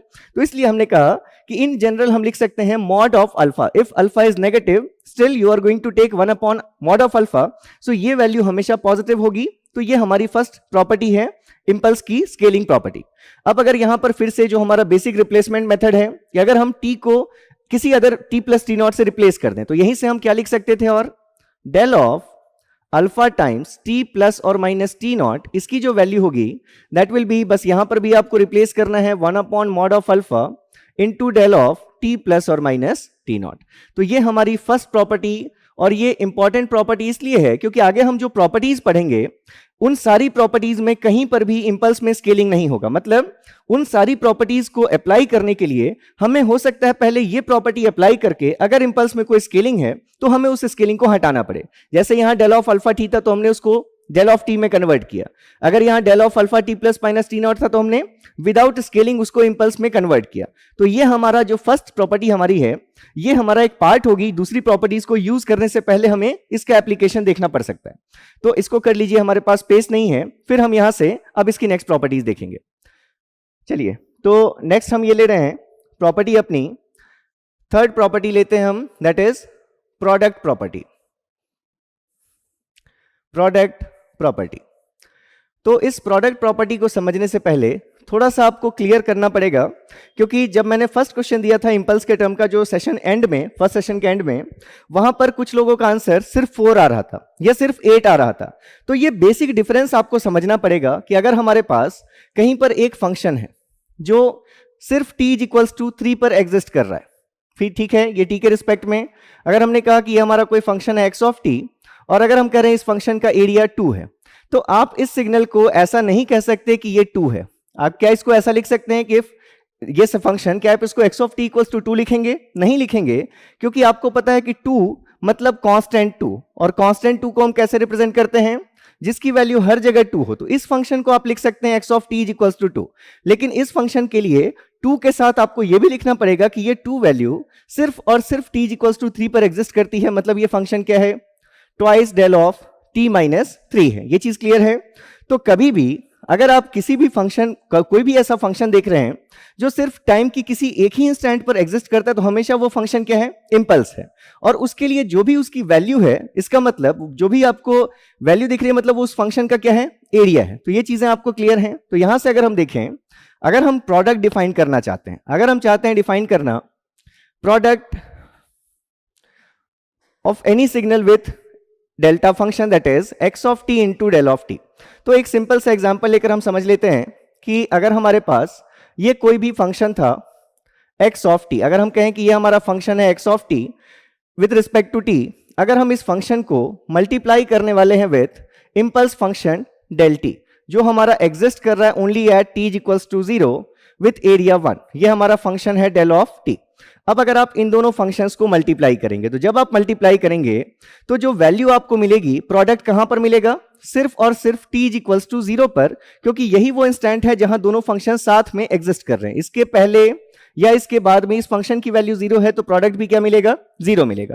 तो अब अगर आप इस पॉइंट पर प्रोडक्ट देखेंगे दोनों का, तो इसके लिए एरिया 1, और यहां पर अगर इसकी वैल्यू x ऑफ 0 है, सपोज हम कह रहे हैं कि ये हमारा सिग्नल x ऑफ t, जिसकी वैल्यू हम कहां पर ले रहे हैं, एट t इक्वल्स टू 0, तो इस वैल्यू को हम क्या नाम दे सकते हैं, it is value of x of t at t equals to 0, so it is x of 0।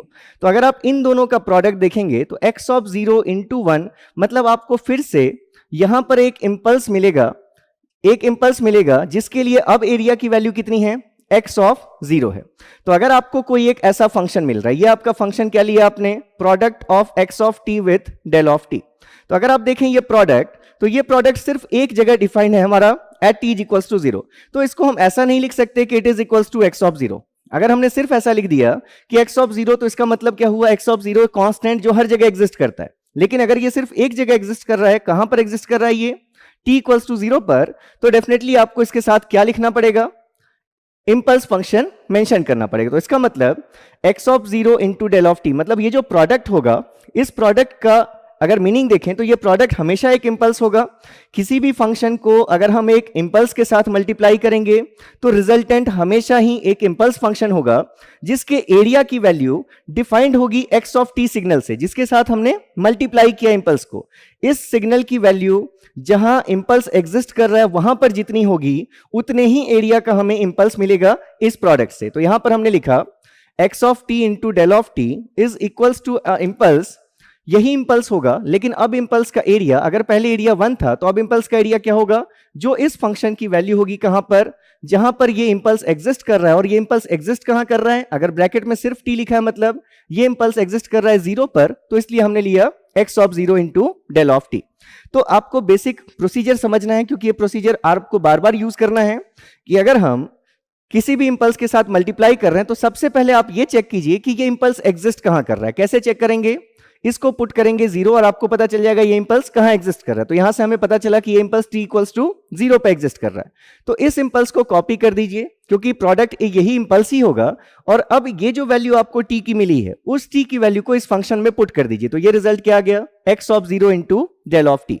अब अगर यहीं पर हम लेते कि अगर हमें प्रोडक्ट देखना होता है x ऑफ t का किसके साथ, del of t minus T naught के साथ, मतलब अब हम कहें कि अभी हमारा x ऑफ टी फंक्शन वैसा ही है, ये हमारा फंक्शन है x ऑफ टी, लेकिन अब हम इसको जिस इंपल्स के साथ मल्टीप्लाई कर रहे हैं t के रिस्पेक्ट में, वो इंपल्स ओरिजिन पर एग्जिस्ट नहीं करके अब कहां एग्जिस्ट कर रहा है, t equals to t naught पर एग्जिस्ट कर रहा है।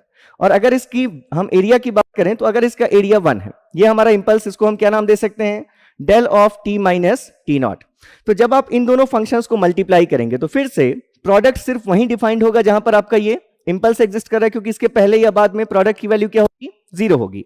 तो अगर आप इसका प्रोडक्ट ड्रॉ करेंगे तो इसका प्रोडक्ट आपको कहां मिलेगा, जहां ये इंपल्स एग्जिस्ट कर रहा था। ये हम ड्रॉ कर रहे हैं x t into del of T minus T naught. ठीक है, थोड़ा सा कंजेस्टेड हो गया, लेकिन आप समझ रहे हैं कि मैं क्या लिख रहा हूं यहां पर। इस एक्स टी को हम इस इंपल्स से मल्टीप्लाई कर रहे हैं जो इंपल्स एग्जिस्ट कर रहा है t equals to t naught पर। तो रिजल्ट भी हमें सिर्फ यही मिलेगा, कहां पर, t equals to t naught पर। अब इस रिजल्ट की वैल्यू कितनी होगी, इसका एरिया कितना होगा इस इंपल्स का, जो इस फंक्शन की वैल्यू होगी कहां पर, जहां पर ये इंपल्स लोकेटेड है, मतलब टी नॉट पर।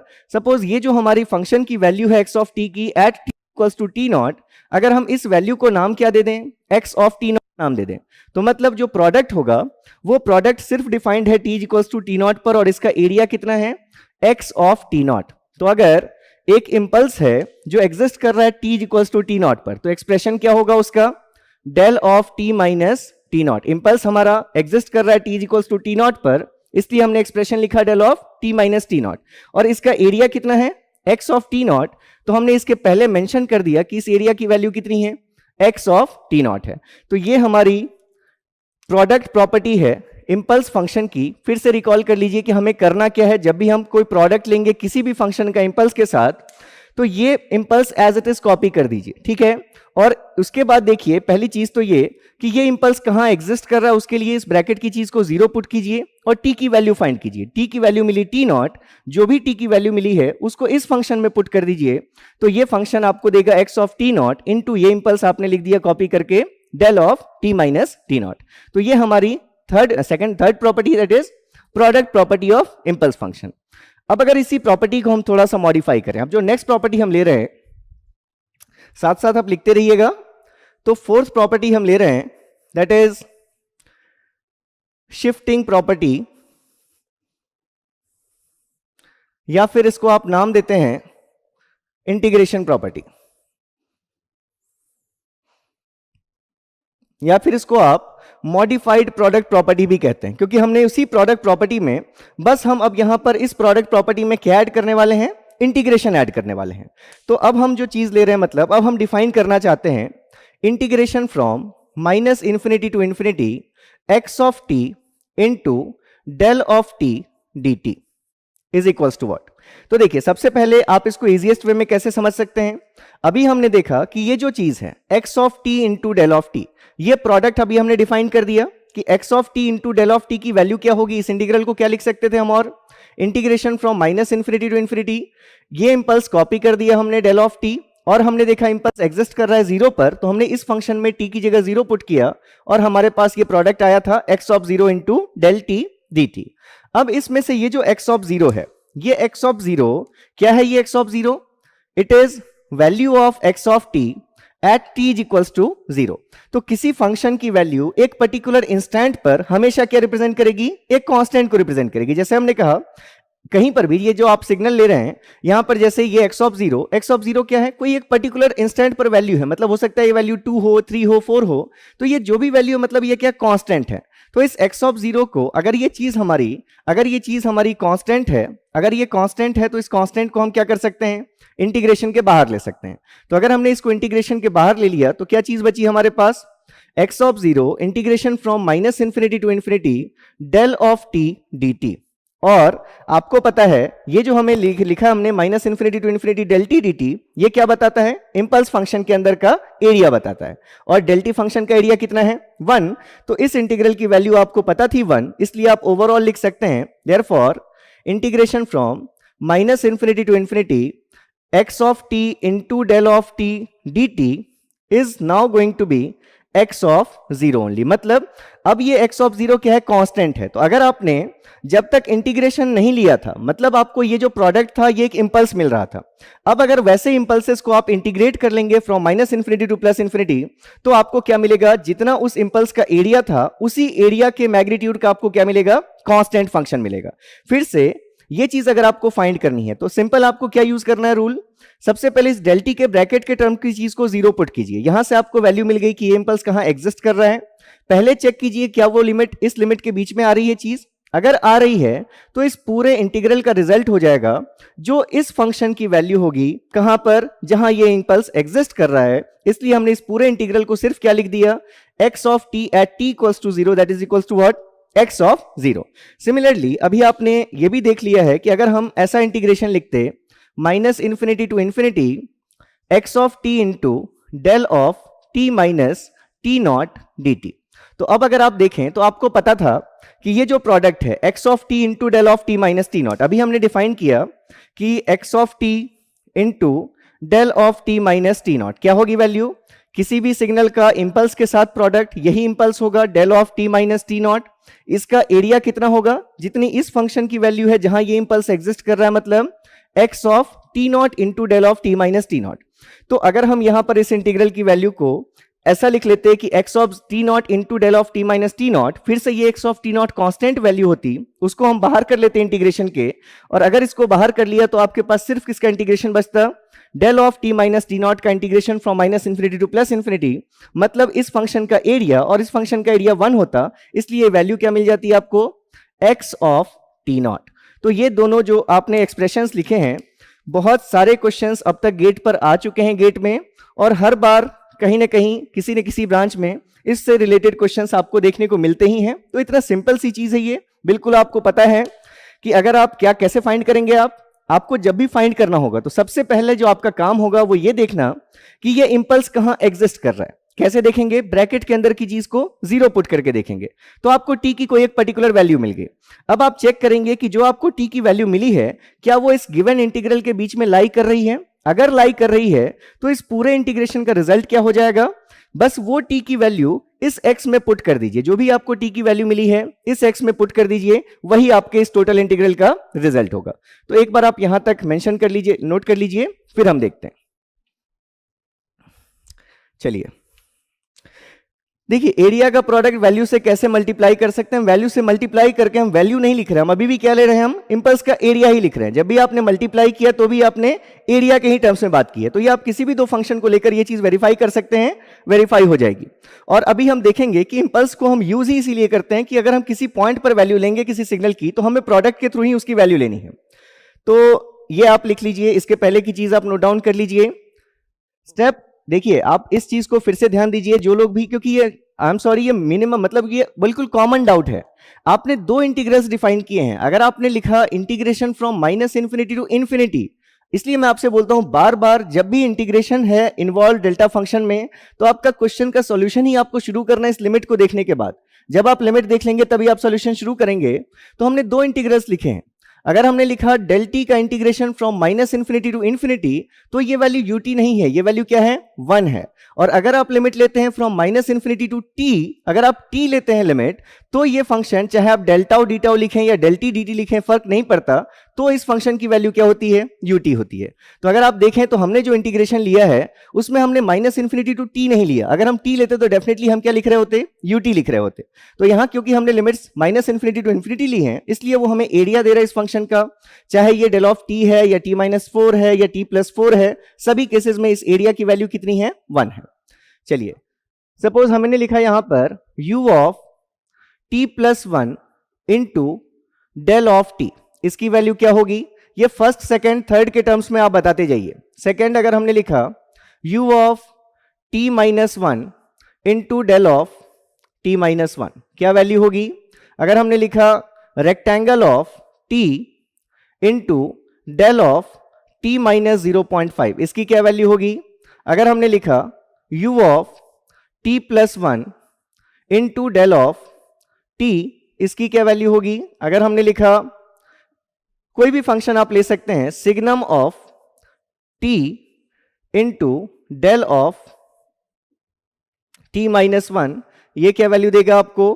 अलग अलग फंक्शंस के लिए आप यही चीजें लिख सकते हैं। तो चलिए हमने ये 5 हमने लिखे हैं, तो इन पांचों के आंसर्स बता दीजिए। मनीष त्रिपाठी 1। देखिए सबसे पहली चीज, अब इस क्वेश्चन को सॉल्व करने से पहले 1 मिनट रुक जाइए, आप लोग सब लोग रुक जाइए। सब आप आंसर कर सकते हैं, बिल्कुल कर सकते हैं, लेकिन आपको रुकना है। कैमरा दिख रहा है, मैं दिख रहा हूं, ठीक है।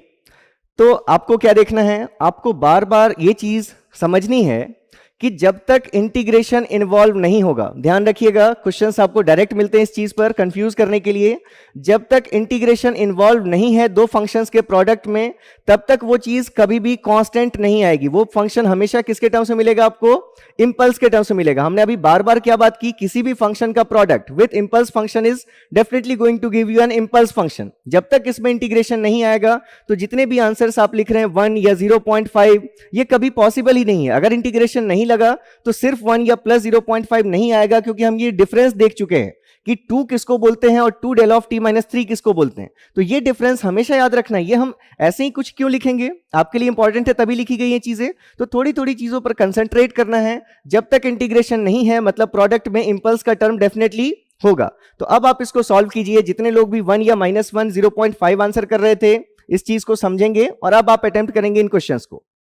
x of t into del t, आपको सिर्फ क्या देखना है, ये हम कोई भी मान लेते हैं कि ये हमारा फंक्शन क्या है, ये फंक्शन है हमारा x ऑफ t फंक्शन। तो हम जानते हैं x of t into del t, ये इंपल्स एज इट इज आएगा और इसके साथ हमें क्या लेना है, इस फंक्शन की वैल्यू जहां पर ये इंपल्स एग्जिस्ट कर रहा है। तो ये इंपल्स कहां एग्जिस्ट कर रहा है, 0 पर। अगर हमने इसमें t की जगह 0 पुट किया तो हमें क्या वैल्यू मिली, 0 + 1, मतलब हमें क्या वैल्यू मिल रही है, u of 1 into del of t। अब आप जानते हैं स्टेप फंक्शन की डेफिनेशन से कि ut is 1, u of t is 1 for any value of t that is greater than 0 and it is 0 for t less than 0।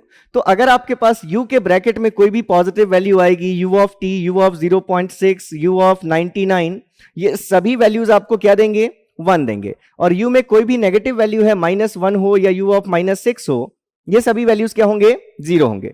तो आपको यहां पर क्या दिख रहा है, u ऑफ 1, ब्रैकेट की चीज 0 से बड़ी है, मतलब इस फंक्शन की वैल्यू होगी 1। तो 1 इंटू डेल टी, इस फंक्शन का रिजल्ट क्या आ गया, डेल ऑफ टी आ गया। ये ठीक है। अब हमने लिया u of t minus 1 into del of t minus 1। इस फंक्शन को देखिए, ये u of t minus 1 function है जो कहां से स्टार्ट होगा, विथ रिस्पेक्ट टू t, ये स्टार्ट हो रहा है t इज इक्वल्स टू 1 से। ये आपका फंक्शन है, 1 वैल्यू है इसकी, ये आपका फंक्शन है u ऑफ t माइनस 1। आपने इसको किससे मल्टीप्लाई किया, at t is equals to 1 पर जो इंपल्स एग्जिस्ट कर रहा है, इस इंपल्स से आपने मल्टीप्लाई किया, जिसको आपने नाम दिया डेल ऑफ t प्लस 1, जिसका एरिया 1 है। आप जब भी प्रोडक्ट प्रॉपर्टी पढ़ रहे हैं, जैसे हमने जनरलाइज फंक्शन भी जब डिफाइन किया, तो हमने वहां पर एक इंटीग्रेट लिखा कि x of t g dash of t dt integrated over minus infinity to infinity equals to minus of integration from minus infinity to infinity gt into x dash of t dt। हमने सिर्फ integral नहीं लिखा, वहां पर हमने mention क्या किया कि जो x ऑफ t फंक्शन होना चाहिए वो कंटिन्यूअस होना चाहिए, कहां पर, जहां पर हमारा जनरलाइज फंक्शन एग्जिस्ट कर रहा है। तो इसका मतलब कि अगर हम कोई भी फंक्शन का प्रोडक्ट इंपल्स के साथ देखना चाहते हैं तो इंपल्स भी अपने आप में एक जनरलाइज फंक्शन है। तो प्रोडक्ट तभी डिफाइंड होगा जब आप जो दूसरा फंक्शन एक्स ऑफ टी ले रहे हैं वो फंक्शन कंटिन्यूअस हो, कहां पर, जहां पर आप इंपल्स के साथ उसको प्रोडक्ट कर रहे हैं। अगर आप देखें इस फंक्शन को u of t minus one, ये फंक्शन आपका कंटिन्यूअस नहीं है at t equals to one. आपको पता है इस फंक्शन में t इक्वल्स टू वन पर डिसकंटिन्यूटी है, और जैसे ut की वैल्यू आप t इक्वल्स टू जीरो पर डिफाइन नहीं करते क्योंकि वहां जीरो पर डिसकंटिन्यूटी होती है, ऐसे ही इस फंक्शन की वैल्यू अगर पूछी जाए आपसे कि at t equals to one what is the value of this function, तो पहला आंसर आपका होगा कि इट इज अनडिफाइंड। हम इसको अप्रोक्सीमेट डेफिनेटली कर सकते हैं, लेकिन वैल्यू कैसी है, अनडिफाइंड है। तो अगर u of t minus one की वैल्यू अनडिफाइंड है at t equals to one, तो ये जो प्रोडक्ट होगा ये प्रोडक्ट भी कैसा होगा, अनडिफाइंड होगा। ये प्रोडक्ट कैसा होगा, अनडिफाइंड होगा, आप इसको फाइंड नहीं कर सकते। सिमिलरली अगर आप रेक्टेंगल ऑफ t देखें तो रेक्टेंगल ऑफ t कैसा फंक्शन होता है, यूनिट रेक्टेंगुलर फंक्शन हमने देखा है, ये कहां से कहां तक एग्जिस्ट करेगा, -0.5 से +0.5 t के रिस्पेक्ट में वैल्यू होगी 1। ये है आपका फंक्शन रेक्टेंगल ऑफ t, ये ठीक है। अब इस फंक्शन को देखिए, इसमें भी डिसकंटिन्यूटीज है, हमें पता है कहां कहां है डिसकंटिन्यूटीज, +0.5 और -0.5 पर, और हम जिस इंपल्स से मल्टीप्लाई कर रहे हैं वो इंपल्स भी कहां एग्जिस्ट कर रहे हैं, +0.5 पर। तो इसलिए ये जो प्रोडक्ट होगा ये भी प्रोडक्ट कैसा होगा, अनडिफाइंड होगा। तो ये चीजें ही मेंशन करने के लिए हमें छोटे एग्जांपल्स हमने लिए हैं। अब जैसे इस केस में हम देखेंगे तो u of t plus one ये एग्जिस्ट करना कहां से शुरू कर देगा, -1 से। तो अगर हम इस केस में देखें और इंपल्स हमारा कहां पर एग्जिस्ट करेगा, 0 पर, तो अब इन दोनों का प्रोडक्ट आप ये ऑलरेडी आप ले चुके हैं, ठीक है। तो अगर हम इसको -1 कर देते हैं, ये आप ऑलरेडी ले चुके हैं, ये फर्स्ट और थर्ड क्वेश्चन सेम हो जाएंगे। तो अगर हमने इसको -1 कर दिया तो मतलब अब ये हमारा फंक्शन है x t into del t के फॉर्म का, ये फंक्शन हमारा एक्स ऑफ टी है। तो इस प्रोडक्ट की वैल्यू क्या होगी, ये इंपल्स आपने कॉपी कर दिया डेल टी, और इस फंक्शन की वैल्यू आपको देखनी है जहां ये इंपल्स एग्जिस्ट कर रहा है, कहां पर एग्जिस्ट कर रहा है, 0 पर। तो आपने फिर से क्या लिखा, 0 - 1 into del of t. 0 - 1 del t मतलब u of -1 into del t, ठीक है, ये डेल ऑफ टी। तो u ऑफ -1 की वैल्यू क्या होती है, स्टेप के अंदर अगर ब्रैकेट का टर्म नेगेटिव है मतलब ये वैल्यू होगी 0, और 0 में चाहे आप इंफिनिटी भी मल्टीप्लाई कर देंगे तो वैल्यू क्या होगी, 0 होगी। तो ये नेक्स्ट आंसर क्या आ गया, 0 आ गया। सिग्नम ऑफ t फंक्शन कैसा होता है, जिसकी वैल्यू t लेस देन 0 के लिए -1, t ग्रेटर देन 0 के लिए +1। ये आपका फंक्शन है signum of t with respect to t, value +1 and -1। हम इसको किससे मल्टीप्लाई कर रहे हैं, डेल ऑफ t -1 से। तो हमने पहले ये चेक कर लिया कि कहीं t इक्वल्स टू 1 पर ये फंक्शन डिसकंटिन्यूअस तो नहीं है, हमने देखा नहीं, ये फंक्शन हमारा t इक्वल्स टू 1 पर कंटिन्यूअस फंक्शन है। तो अब हम इसके लिए भी यूज कर सकते हैं, इसको हमने मान लिया ये हमारा फंक्शन xt और ये del of t minus T naught. तो ये impulse as it is copy कर लिया हमने, डेल ऑफ t -1, और इस फंक्शन की हमने वैल्यू देखी कहां पर, जहां ये इंपल्स एग्जिस्ट कर रहा है, मतलब हमने वैल्यू देखी सिग्नम ऑफ t की जगह हमने क्या पुट किया, 1। तो सिग्नम ऑफ 1 मतलब इस सिग्नम फंक्शन की वैल्यू है t इक्वल्स टू 1, क्या वैल्यू है, ये 1 है। तो अगर ये वैल्यू 1 है तो ये रिजल्ट क्या आ जाएगा, 1 into del of t -1, that will be simply del of t -1। तो ये हमने कुछ इजी एग्जांपल्स लिए। चलिए जैसे अगर हम ले लें i इज इक्वल्स टू, कुछ एग्जांपल्स हम ले लेते हैं, suppose integration from -4 to 5 t square plus 5 del of -2t plus 6 dt। इस इंटीग्रेशन के लिए रिजल्ट बता दीजिए। नेक्स्ट अगर हमने ले लिया, दो इंटीग्रल बस आप सॉल्व कर लीजिए, that is integration from -∞ to t। जरूरी नहीं है हमेशा हम डेल ही t लें, ठीक है। अगर हमने ले लिया सपोज cos टाउ और हम ut ले लें, u of tau D tau. ये दो आप एग्जांपल्स तब तक सॉल्व कीजिए, कमेंट कीजिए। नेक्स्ट अगर हमने ले लिया एक और इंटीग्रल, अगर हम सॉल्व कर लें, i is equals to integration from -π to π sine square t into del of 2t - 4π dt। इसके लिए बता दीजिए i is equals to integration from 0 to infinity, हम अगर ले लें साइन स्क्वायर t या फिर t + 5 del of -3t and plus या 3t + 4 dt। इनके लिए भी बता दीजिए। ओके, तो अब हम अगर देख लेते हैं इजी सॉल्यूशन सारे केसेस में, तो पहले हमने ये कह दिया था कि जो फर्स्ट प्रॉपर्टी हम लेने वाले हैं अपने इंपल्स फंक्शन की, that is del of alpha t is going to be 1 upon mod of alpha times del of t, या फिर अगर आपने लिखा del of alpha into t plus और माइनस बीटा, तो इसके लिए हमने लिखा था 1 upon mod of alpha times del of T plus और माइनस बीटा। तो हमने देखा था इस प्रॉपर्टी का यूज हम क्या करेंगे, क्योंकि आगे हमने जो भी प्रॉपर्टी पढ़ी, चाहे हमने प्रोडक्ट प्रॉपर्टी पढ़ी हो या फिर यहां पर हमारे पास नोटेड है शिफ्टिंग प्रॉपर्टी, आप दोनों जगह गौर कर सकते हैं कि ये डेल ऑफ टी लिखा है, ये हमने del of T minus T naught लिखा है। दोनों में से किसी में भी इंपल्स फंक्शन में स्केलिंग नहीं है। तो अगर कहीं स्केलिंग आएगी तो हमने कहा था पहले हमें इस स्केलिंग प्रॉपर्टी को यूज करना है, फिर हम आगे सिंप्लीफाई करेंगे। तो यहां पर हमने अगर सबसे पहले इस इंपल्स को देखा, जो हमारे पास इंपल्स है del of minus 2t plus 6, तो सबसे पहले आपने इसमें ये जो भी स्केलिंग है, जब भी इवन फंक्शन आप लेते हैं, चाहे सैम्पलिंग फंक्शन लिया आपने या रेक्टेंगुलर फंक्शन लिया आपने, ट्रायंगुलर फंक्शन लिया आपने, हमने हर जगह क्या बात की, t का जो भी कोफिशिएंट है पूरा बाहर कर लीजिए। -2 यहां पर हम क्या लिख सकते थे, t-3 लिख सकते थे। अब इवन फंक्शन है तो साइन को तो डायरेक्टली हम क्या कर सकते हैं, डिस्कार्ड कर सकते हैं, माइनस साइन हटा दीजिए।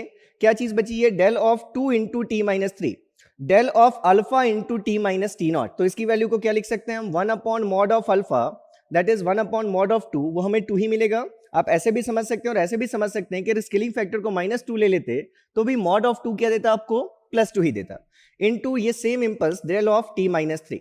तो अब हमने इस इंटीग्रल को लिख लिया, i is equals to integration from -4 to 5, ये हमारे पास फंक्शन है t² + 5, और इस इंपल्स को हमने अभी देखा, इसको हम लिख सकते हैं 1/2 टाइम्स। तो इस 1/2 को कांस्टेंट हमने बाहर कर दिया और इसको हमने लिख लिया डेल ऑफ t-3 dt।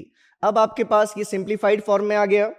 जब आपको किसी फंक्शन xt के साथ प्रोडक्ट देखना होता है तो पहला काम, इस इंपल्स के अंदर की चीज को पुट कीजिए 0, यहां से t की वैल्यू मिली 3, वो इस बीच में लाई कर रही है, तो इस पूरे फंक्शन का रिजल्ट क्या हो जाएगा, इंटीग्रेशन का 1/2 हमारे पास बाहर था, और इस पूरे इंटीग्रल का रिजल्ट होगा ये जो भी आपका फंक्शन है x ऑफ t, इस x ऑफ t फंक्शन की वैल्यू जहां ये फंक्शन एग्जिस्ट कर रहा है, मतलब t = 3 पर, तो इस पूरे इंटीग्रल का रिजल्ट आपको फाइंड करना है सिर्फ इस t² + 5 की वैल्यू देख लीजिए कहां पर, एट t = 3 पर। तो 3 पर ये वैल्यू क्या हो गई, 9 + 5 14 डिवाइडेड बाई 2, तो ये आंसर आ गया आपका 7, जो मोस्ट ऑफ द स्टूडेंट्स आपने किया है, बिल्कुल करेक्ट है आपका फर्स्ट। अगर हम इस क्वेश्चन को देखें, i equals to -∞ to t cos of tau u tau, तो हम पहले ही देख चुके हैं कि जब भी ut फंक्शन आता है तो ये हमारा सिर्फ 0 to ∞ ही एग्जिस्ट करेगा, अदरवाइज इसकी वैल्यू 0 होगी। इसलिए हमने कहा था कि जब भी ये स्टेप फंक्शन आएगा तो सबसे पहला काम हमारा, हम इस लोअर लिमिट को चेंज कर लेंगे। ये लोअर लिमिट को हमने -∞ की जगह 0 लिखा, इस t से 0 से लेकर t तक, उस बीच में cos u ऑफ टाउ की वैल्यू 1, तो cos टाउ हमने बस लिखा cos tau d tau. cos tau को इंटीग्रेट किया आपने, क्या वैल्यू मिली आपको, ये आपको वैल्यू मिली -sin टाउ, और इसमें आपने वैल्यू सब्स्टिट्यूट की फ्रॉम 0 to t, तो ये जो वैल्यू आपको मिलेगी ये वैल्यू क्या आ गई हमारे पास, cos टाउ के लिए आपने इंटीग्रेट किया है तो -sin टाउ, इसमें आपने sin t-0 जब आप करेंगे तो ये वैल्यू क्या आ रही है हमारे पास, सब कुछ ठीक है, देख लीजिए एक बार, cos टाउ u टाउ की वैल्यू हमने 1 ले ली है, इंटीग्रेशन किया हमने, ये हमारे पास ठीक है। ये सॉरी क्या कर रहे हैं हम, इंटीग्रेट कर रहे हैं, यही चीज कंफ्यूज होती है कभी कभी। cos टाउ का इंटीग्रेशन हमारा sin टाउ होता तो -cos टाउ, ठीक है। तो sin टाउ इंटीग्रेट करना है 0 to t, तो sin अगर आपने t पुट किया तो sin t - sin 0, और sin 0 की वैल्यू 0, इसलिए वैल्यू आपको क्या मिल गई, sin t मिल गई। तो इसलिए जितने लोगों का आंसर sin t था वो आंसर आपका करेक्ट है, और कुछ लोगों ने अगर जल्दी में मेरे टाइप मिस्टेक की -sin, तो आपका आंसर फिर रॉन्ग हो गया। तो इसलिए sin t इस क्वेश्चन का करेक्ट आंसर है।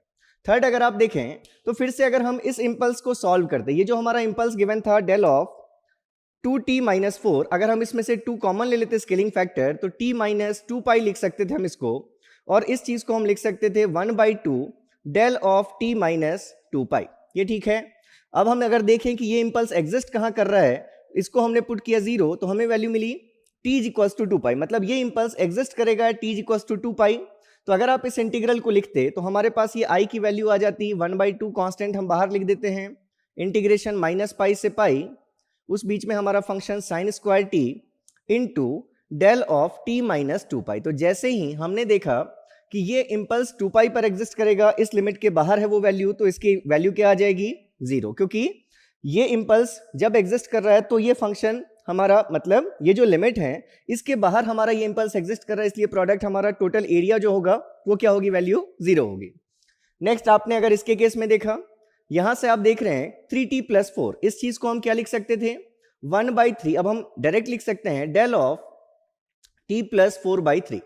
अगर आप 3 कॉमन ले लेते तो ये वैल्यू आती है डेल ऑफ 3 कॉमन t + 4/3। उस 3 को आपने लिख लिया 1/3 डेल ऑफ t + 4/3। तो मतलब ये जो इंपल्स है, ये इंपल्स कहाँ एग्जिस्ट कर रहे हैं? अगर आप लिख रहे हैं डेल ऑफ t + 4/3, मतलब ये इंपल्स एग्जिस्ट कर रहा है कहां पर? एट t = -4/3 पर। और यहां पर आपको इंटीग्रेशन के लिमिट्स कहां से कहां तक दिख रही हैं? 0 से इन्फिनिटी। इसलिए इस क्वेश्चन के लिए भी आंसर क्या आ जाएगा? आपका 0 आ जाएगा।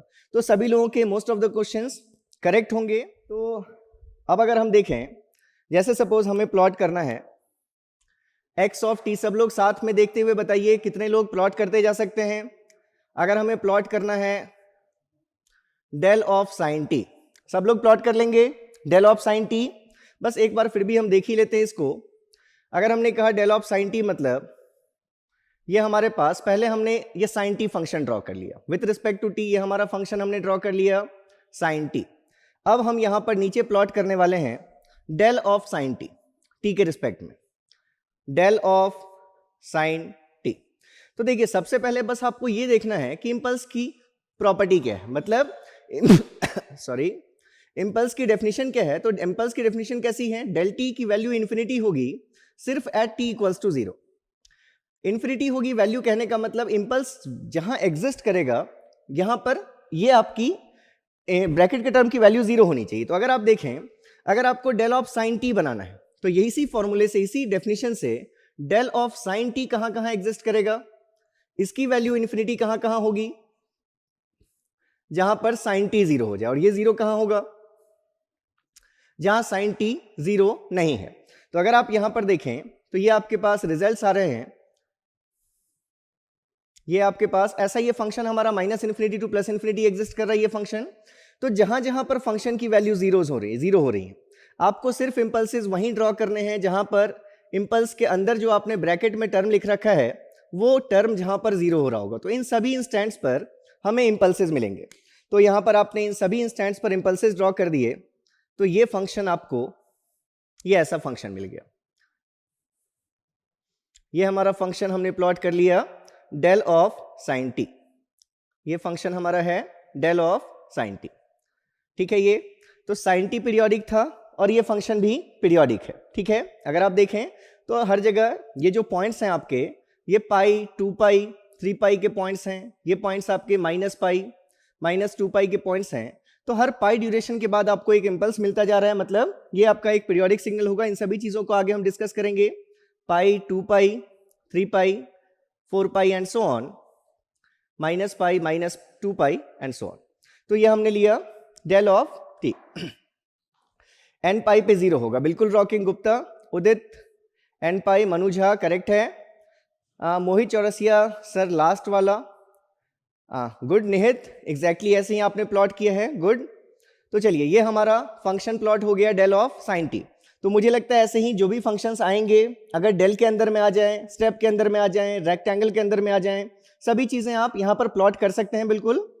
तो नेक्स्ट अगर हम ले लें, अब जैसे अभी हमने देखना शुरू किया था, जो बीच में हमने डिस्कशन रोक दिया क्योंकि हमने प्रॉपर्टीज नहीं पढ़ी थी। जैसे आप अगर देखें, जो सिंगुलैरिटी फंक्शंस आपने डिफाइन किए थे, सिंगुलैरिटी फंक्शंस, देखिए जैसे आपने अभी तक स्टेप फंक्शन डिफाइन किया, पहले आपने स्टेप फंक्शन डिफाइन किया।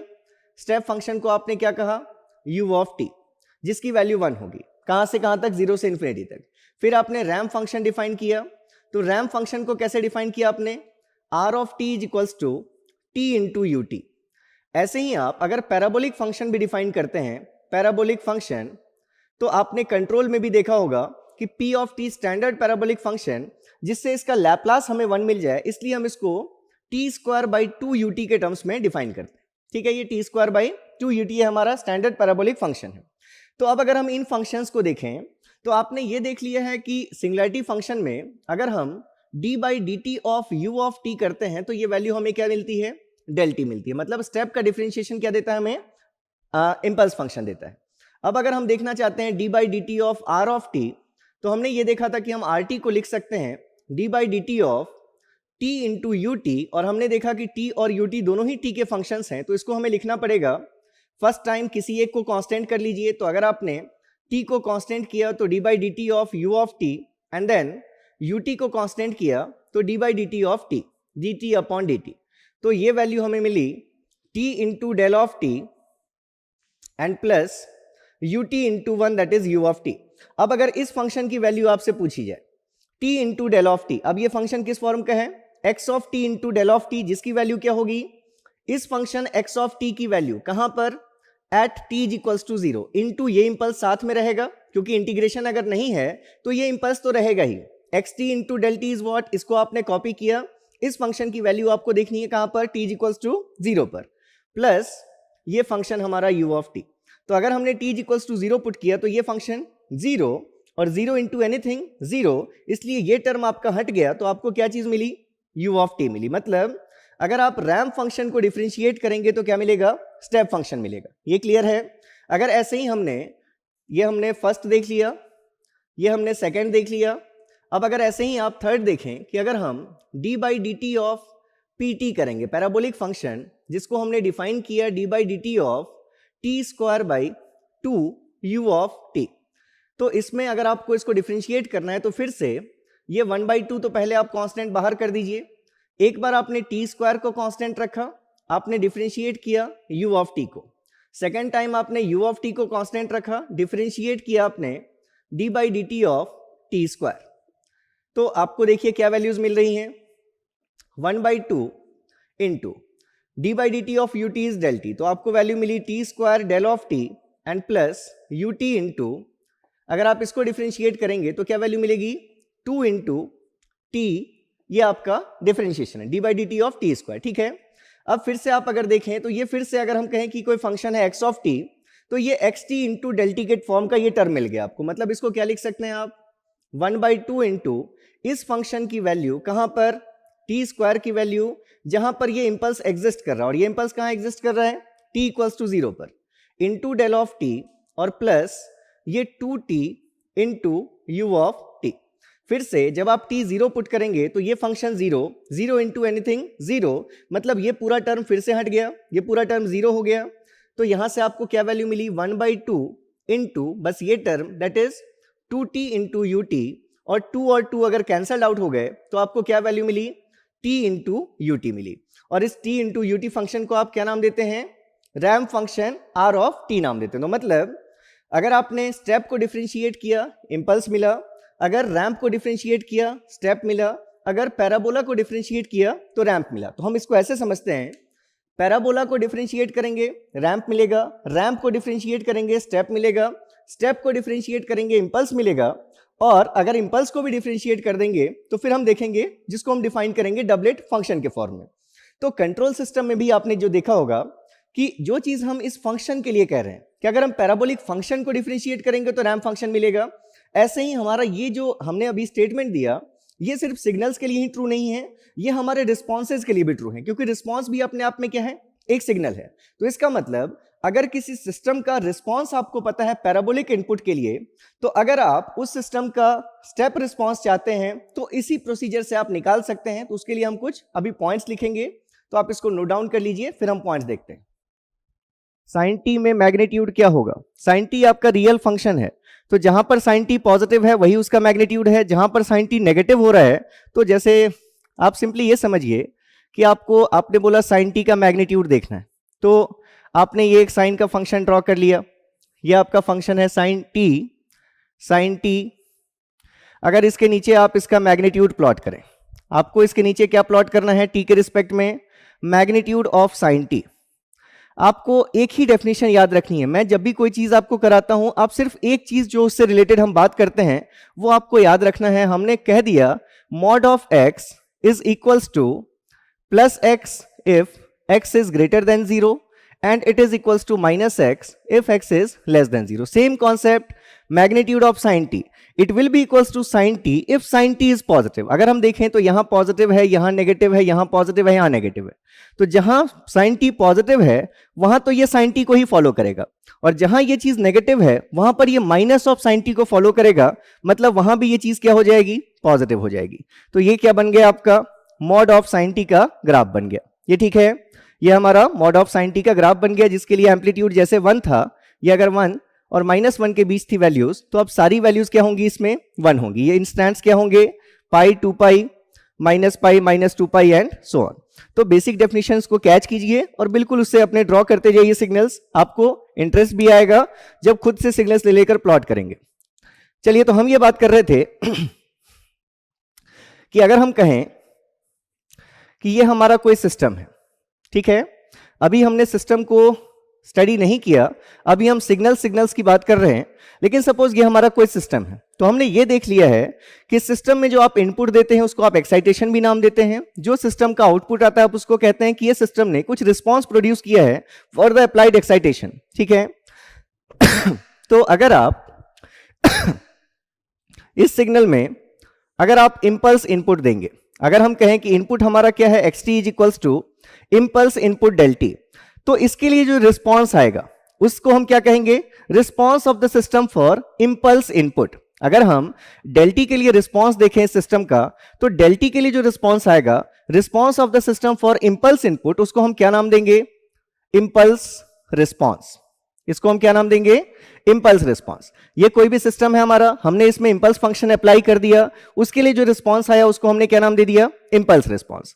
ऐसे ही अगर हमने इस सिस्टम में इनपुट अप्लाई किया x of t is equals to u of t, अगर हमने ut इनपुट अप्लाई किया, तब जो इसका रिस्पॉन्स आएगा, इस रिस्पॉन्स को हम क्या नाम देंगे, स्टेप रिस्पॉन्स, ठीक है। ये अगर हमने यहां पर रैंप इनपुट अप्लाई कर दिया xt is equals to r of t, तो इसको हम नाम देंगे रैंप रिस्पॉन्स, इसको हम नाम देंगे रैंप रिस्पॉन्स।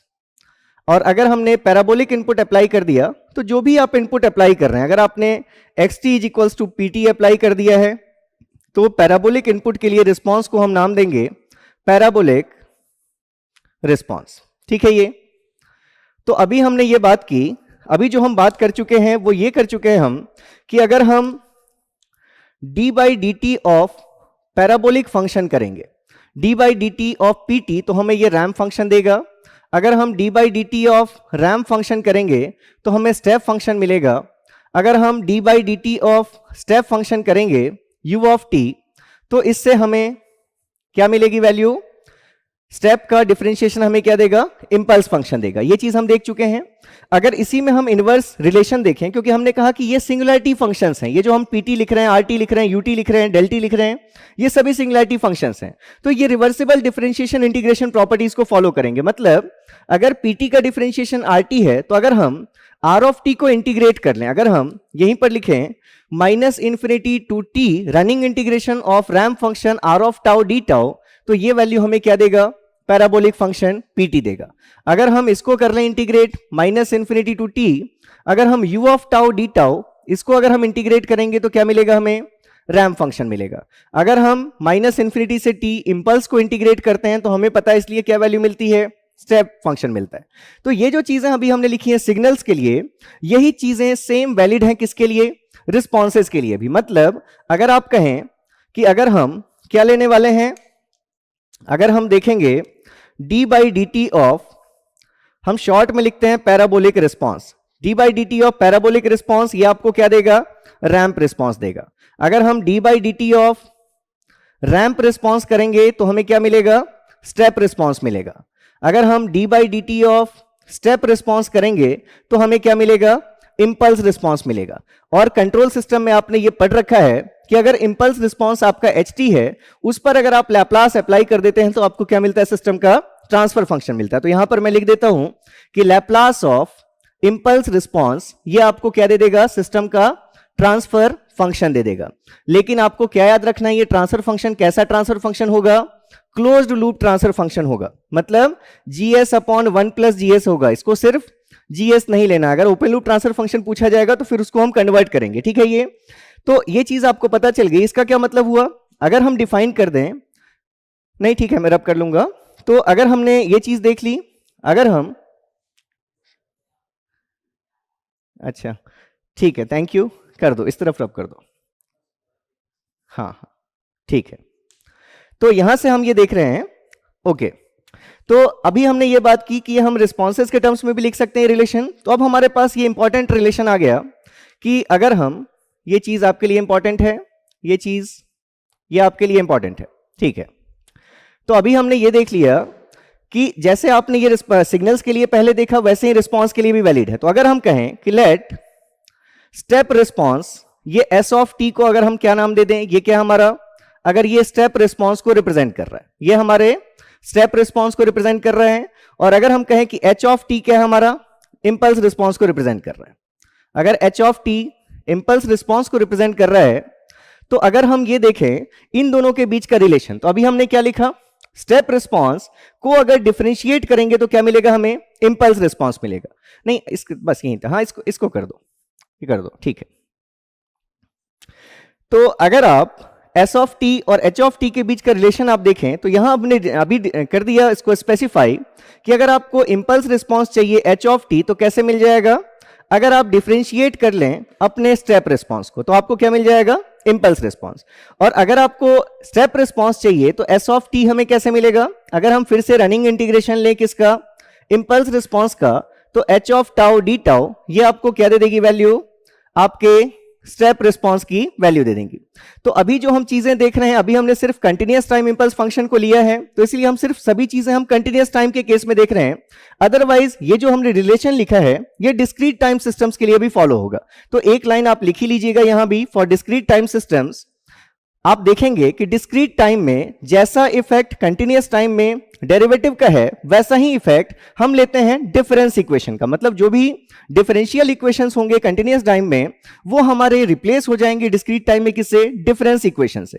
तो यहां पर अगर आप देखें, अगर आपने डिफाइन किया फिर से एस ऑफ एन, अगर हमारा क्या है, स्टेप रिस्पॉन्स है, स्टेप रिस्पॉन्स, और अगर आपने लिखा एच ऑफ एन, अगर ये आपका क्या हो, इंपल्स रिस्पॉन्स है, अगर ये आपका अगर इंपल्स रिस्पॉन्स है, तो इन दोनों के बीच का रिलेशन अगर आप लिखेंगे एच ऑफ एन, तो एच ऑफ एन जैसे यहां पर हमारा एच ऑफ टी डिफरेंशिएट करने से मिलता है एस ऑफ टी को, वैसे ही आपका एच ऑफ एन कैसे मिलेगा, अगर आप फर्स्ट डिफरेंस ले लें, मतलब s of n minus of s of n minus one, अगर आप करेंगे s of n minus s of n minus one, तो आपको इंपल्स रिस्पॉन्स मिलेगा डिस्क्रीट टाइम सिस्टम का।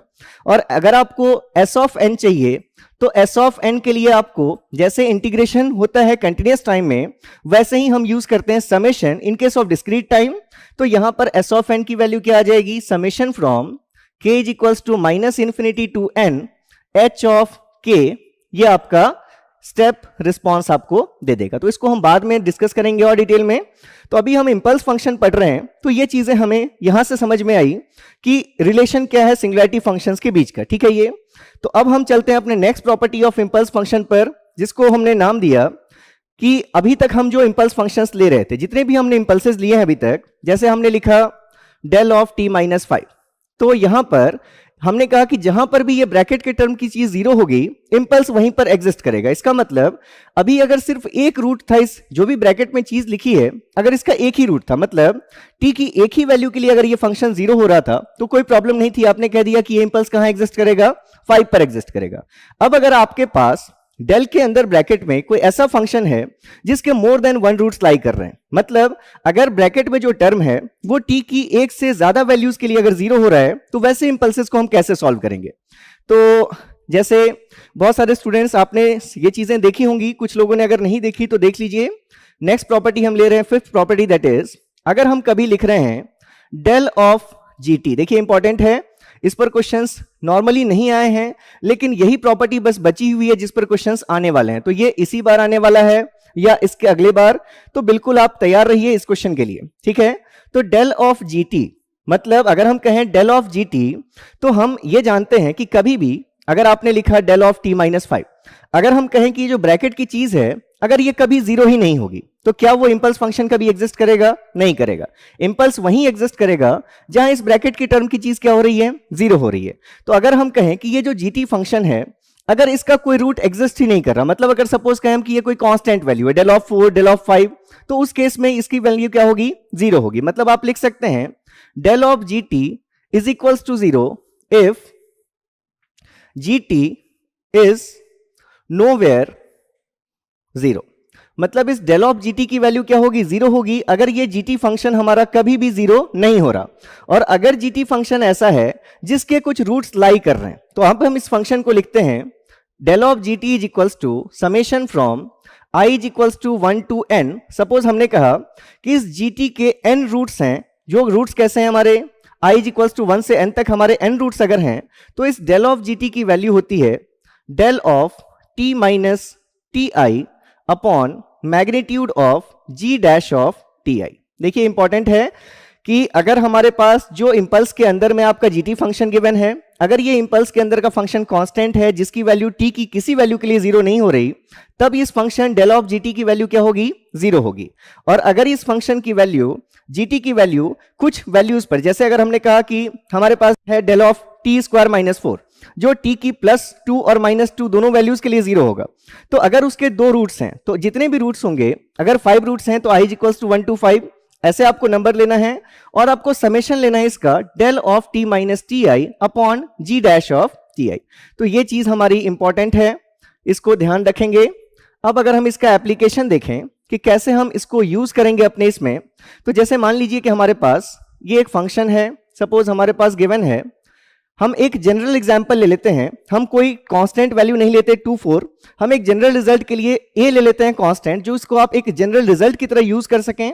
तो सपोज हमारे पास फंक्शन है x of t that is equals to what, del of t square minus a square.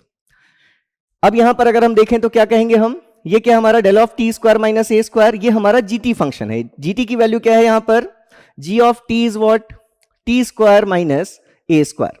तो सबसे पहले हमें इस gt के रूट्स फाइंड करने कि ये gt फंक्शन कहां कहां 0 हो रहा है। तो अगर हम रूट्स फाइंड किए हमने इसके, अगर हमें इसके रूट्स देखने हैं, रूट्स ऑफ gt, तो हमने इसको इक्वेट किया 0 से, तो हमें पता चला t is equals to plus minus a पर ये फंक्शन 0 हो रहा है। इसका मतलब हम कह सकते हैं कि इसके दो रूट्स हैं, t1 is equals to plus a and t2 is equals to what, minus a। t1 is equals to plus a और t2 equals to minus a, ये दो रूट्स हैं। अब अगर इन दोनों रूट्स के लिए हम ये अप्लाई करें अपना रिजल्ट, तो अगर दो ही रूट्स हैं, अगर हमारे पास दो ही रूट्स होते तो हम क्या लिखते हैं इस फंक्शन को, i इज इक्वल्स टू 1 और 2 पुट करते हैं, समेशन का साइन ले लेंगे, तो del of t minus t1 upon magnitude of g dash of t1 and plus del of t minus t2 upon magnitude of g dash of t2। ये ऐसा आपका समेशन चलता रहता है। जितने भी हमारे पास, मान लीजिए अगर हमारे पास n रूट्स होते तो हम ऐसे कितने टर्म्स लेते, हम ऐसे n टर्म्स लेते। लेकिन अब हमारे पास कितने रूट्स हैं इस केस में, सिर्फ दो रूट्स हैं। तो अगर दो रूट्स हैं तो हम सिर्फ दो ही टर्म्स लेंगे, del of t minus t1, del of t minus t2। लेकिन इस पूरी चीज को डिफाइन करने के लिए हमें एक और चीज क्या चाहिए, g डैश ऑफ t1 और g डैश ऑफ t2। और g डैश ऑफ t क्या रिप्रेजेंट कर रहा है, gt फंक्शन के फर्स्ट ऑर्डर डेरिवेटिव को रिप्रेजेंट कर रहा है। तो यहां से अगर आपका gt function t square minus a square है, अगर आप यहां से डिफरेंशिएट कर ले इसको, तो g dash of t function क्या होगा, g dash of t is equals to, इसको आपने डिफरेंशिएट किया तो वैल्यू मिली 2t, a कोई कांस्टेंट वैल्यू है तो डिफरेंशिएशन 0। तो अगर हम इस g डैश ऑफ t की वैल्यू देखें at t is equals to t1, तो t1 की वैल्यू कितनी मानी है हमने, ये हमारे पास दो रूट्स मिले हमें इस gt फंक्शन के। पहला रूट है t1 is equals to plus a और दूसरा रूट क्या है, t2 equals to minus a। तो अगर हम g डैश और t1 देखना चाहते हैं, मतलब इस g डैश ऑफ t की value at t is equals to t1, और t1 कितना है प्लस a, तो क्या लिखेंगे हम 2 into plus a that is 2a। ध्यान देना आपको यह है कि इसका हमें सिर्फ g डैश ऑफ ti नहीं लेना, हमें क्या लेना है, इसका मैग्नीट्यूड लेना है। तो मैग्नीट्यूड चाहे +1 का ले -1 का ले, मैग्नीट्यूड क्या होगा, 1 होगा। तो ऐसे ही यह चाहे +2a होता या -2a होता, मैग्नीट्यूड की वैल्यू क्या होती, +2 होती। तो ये हमारा g डैश ऑफ t1 आ गया। ऐसे ही अगर आप देखें g डैश ऑफ t2, तो g डैश ऑफ t2 की वैल्यू क्या आएगी, t2 हमारा -a है, तो ये वैल्यू कितनी आएगी, -2a। तो इन दोनों का ही अगर हम मैग्नीट्यूड देखेंगे तो मैग्नीट्यूड की वैल्यू क्या होगी, 2 टाइम्स मैग्नीट्यूड ऑफ a भी हो सकता है अपने आप में पॉजिटिव या नेगेटिव जो भी वैल्यू, लेकिन यहां पर तो आप ऑलरेडी स्पेसिफाई कर दिया आपने। तो इसलिए g डैश ऑफ t1 देखें या g डैश ऑफ t2 देखें, दोनों की वैल्यू हमें कितनी लेनी है, +2a।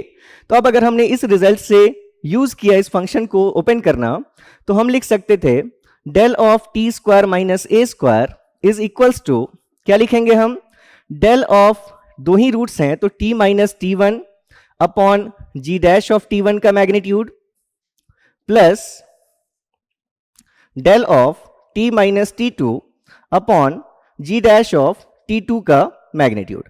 सारी वैल्यू सब्स्टिट्यूट कर दीजिए तो हमारे पास ये वैल्यू आ रही है del of t square minus a square is equals to what, t minus t one की वैल्यू कितनी है, प्लस ए। तो हमारा पहला फंक्शन क्या आया, del of t minus A, t minus t one मतलब del of t minus A upon क्या लेना है हमें, magnitude of g dash of t one जिसकी वैल्यू कितनी है 2a है। तो ये हमारे पास क्या वैल्यू आ गई, 2a आ गई। ठीक है, तो 2 तो कांस्टेंट है, हम मैग्नीट्यूड ले रहे तो हम यहां पर मेंशन कर देते हैं 2 मॉड ऑफ a मेंशन कर देते हैं। ठीक है, ये प्लस दूसरा रूट हमने लिया del of t minus t two की वैल्यू कितनी है हमारी माइनस a, तो माइनस ऑफ माइनस a ये क्या वैल्यू आ जाएगी, प्लस आ जाएगी अपॉन फिर से ये माइनस 2a का भी मॉड क्या लिख सकते हैं हम, 2 मैग्नीट्यूड ऑफ a लिख सकते हैं।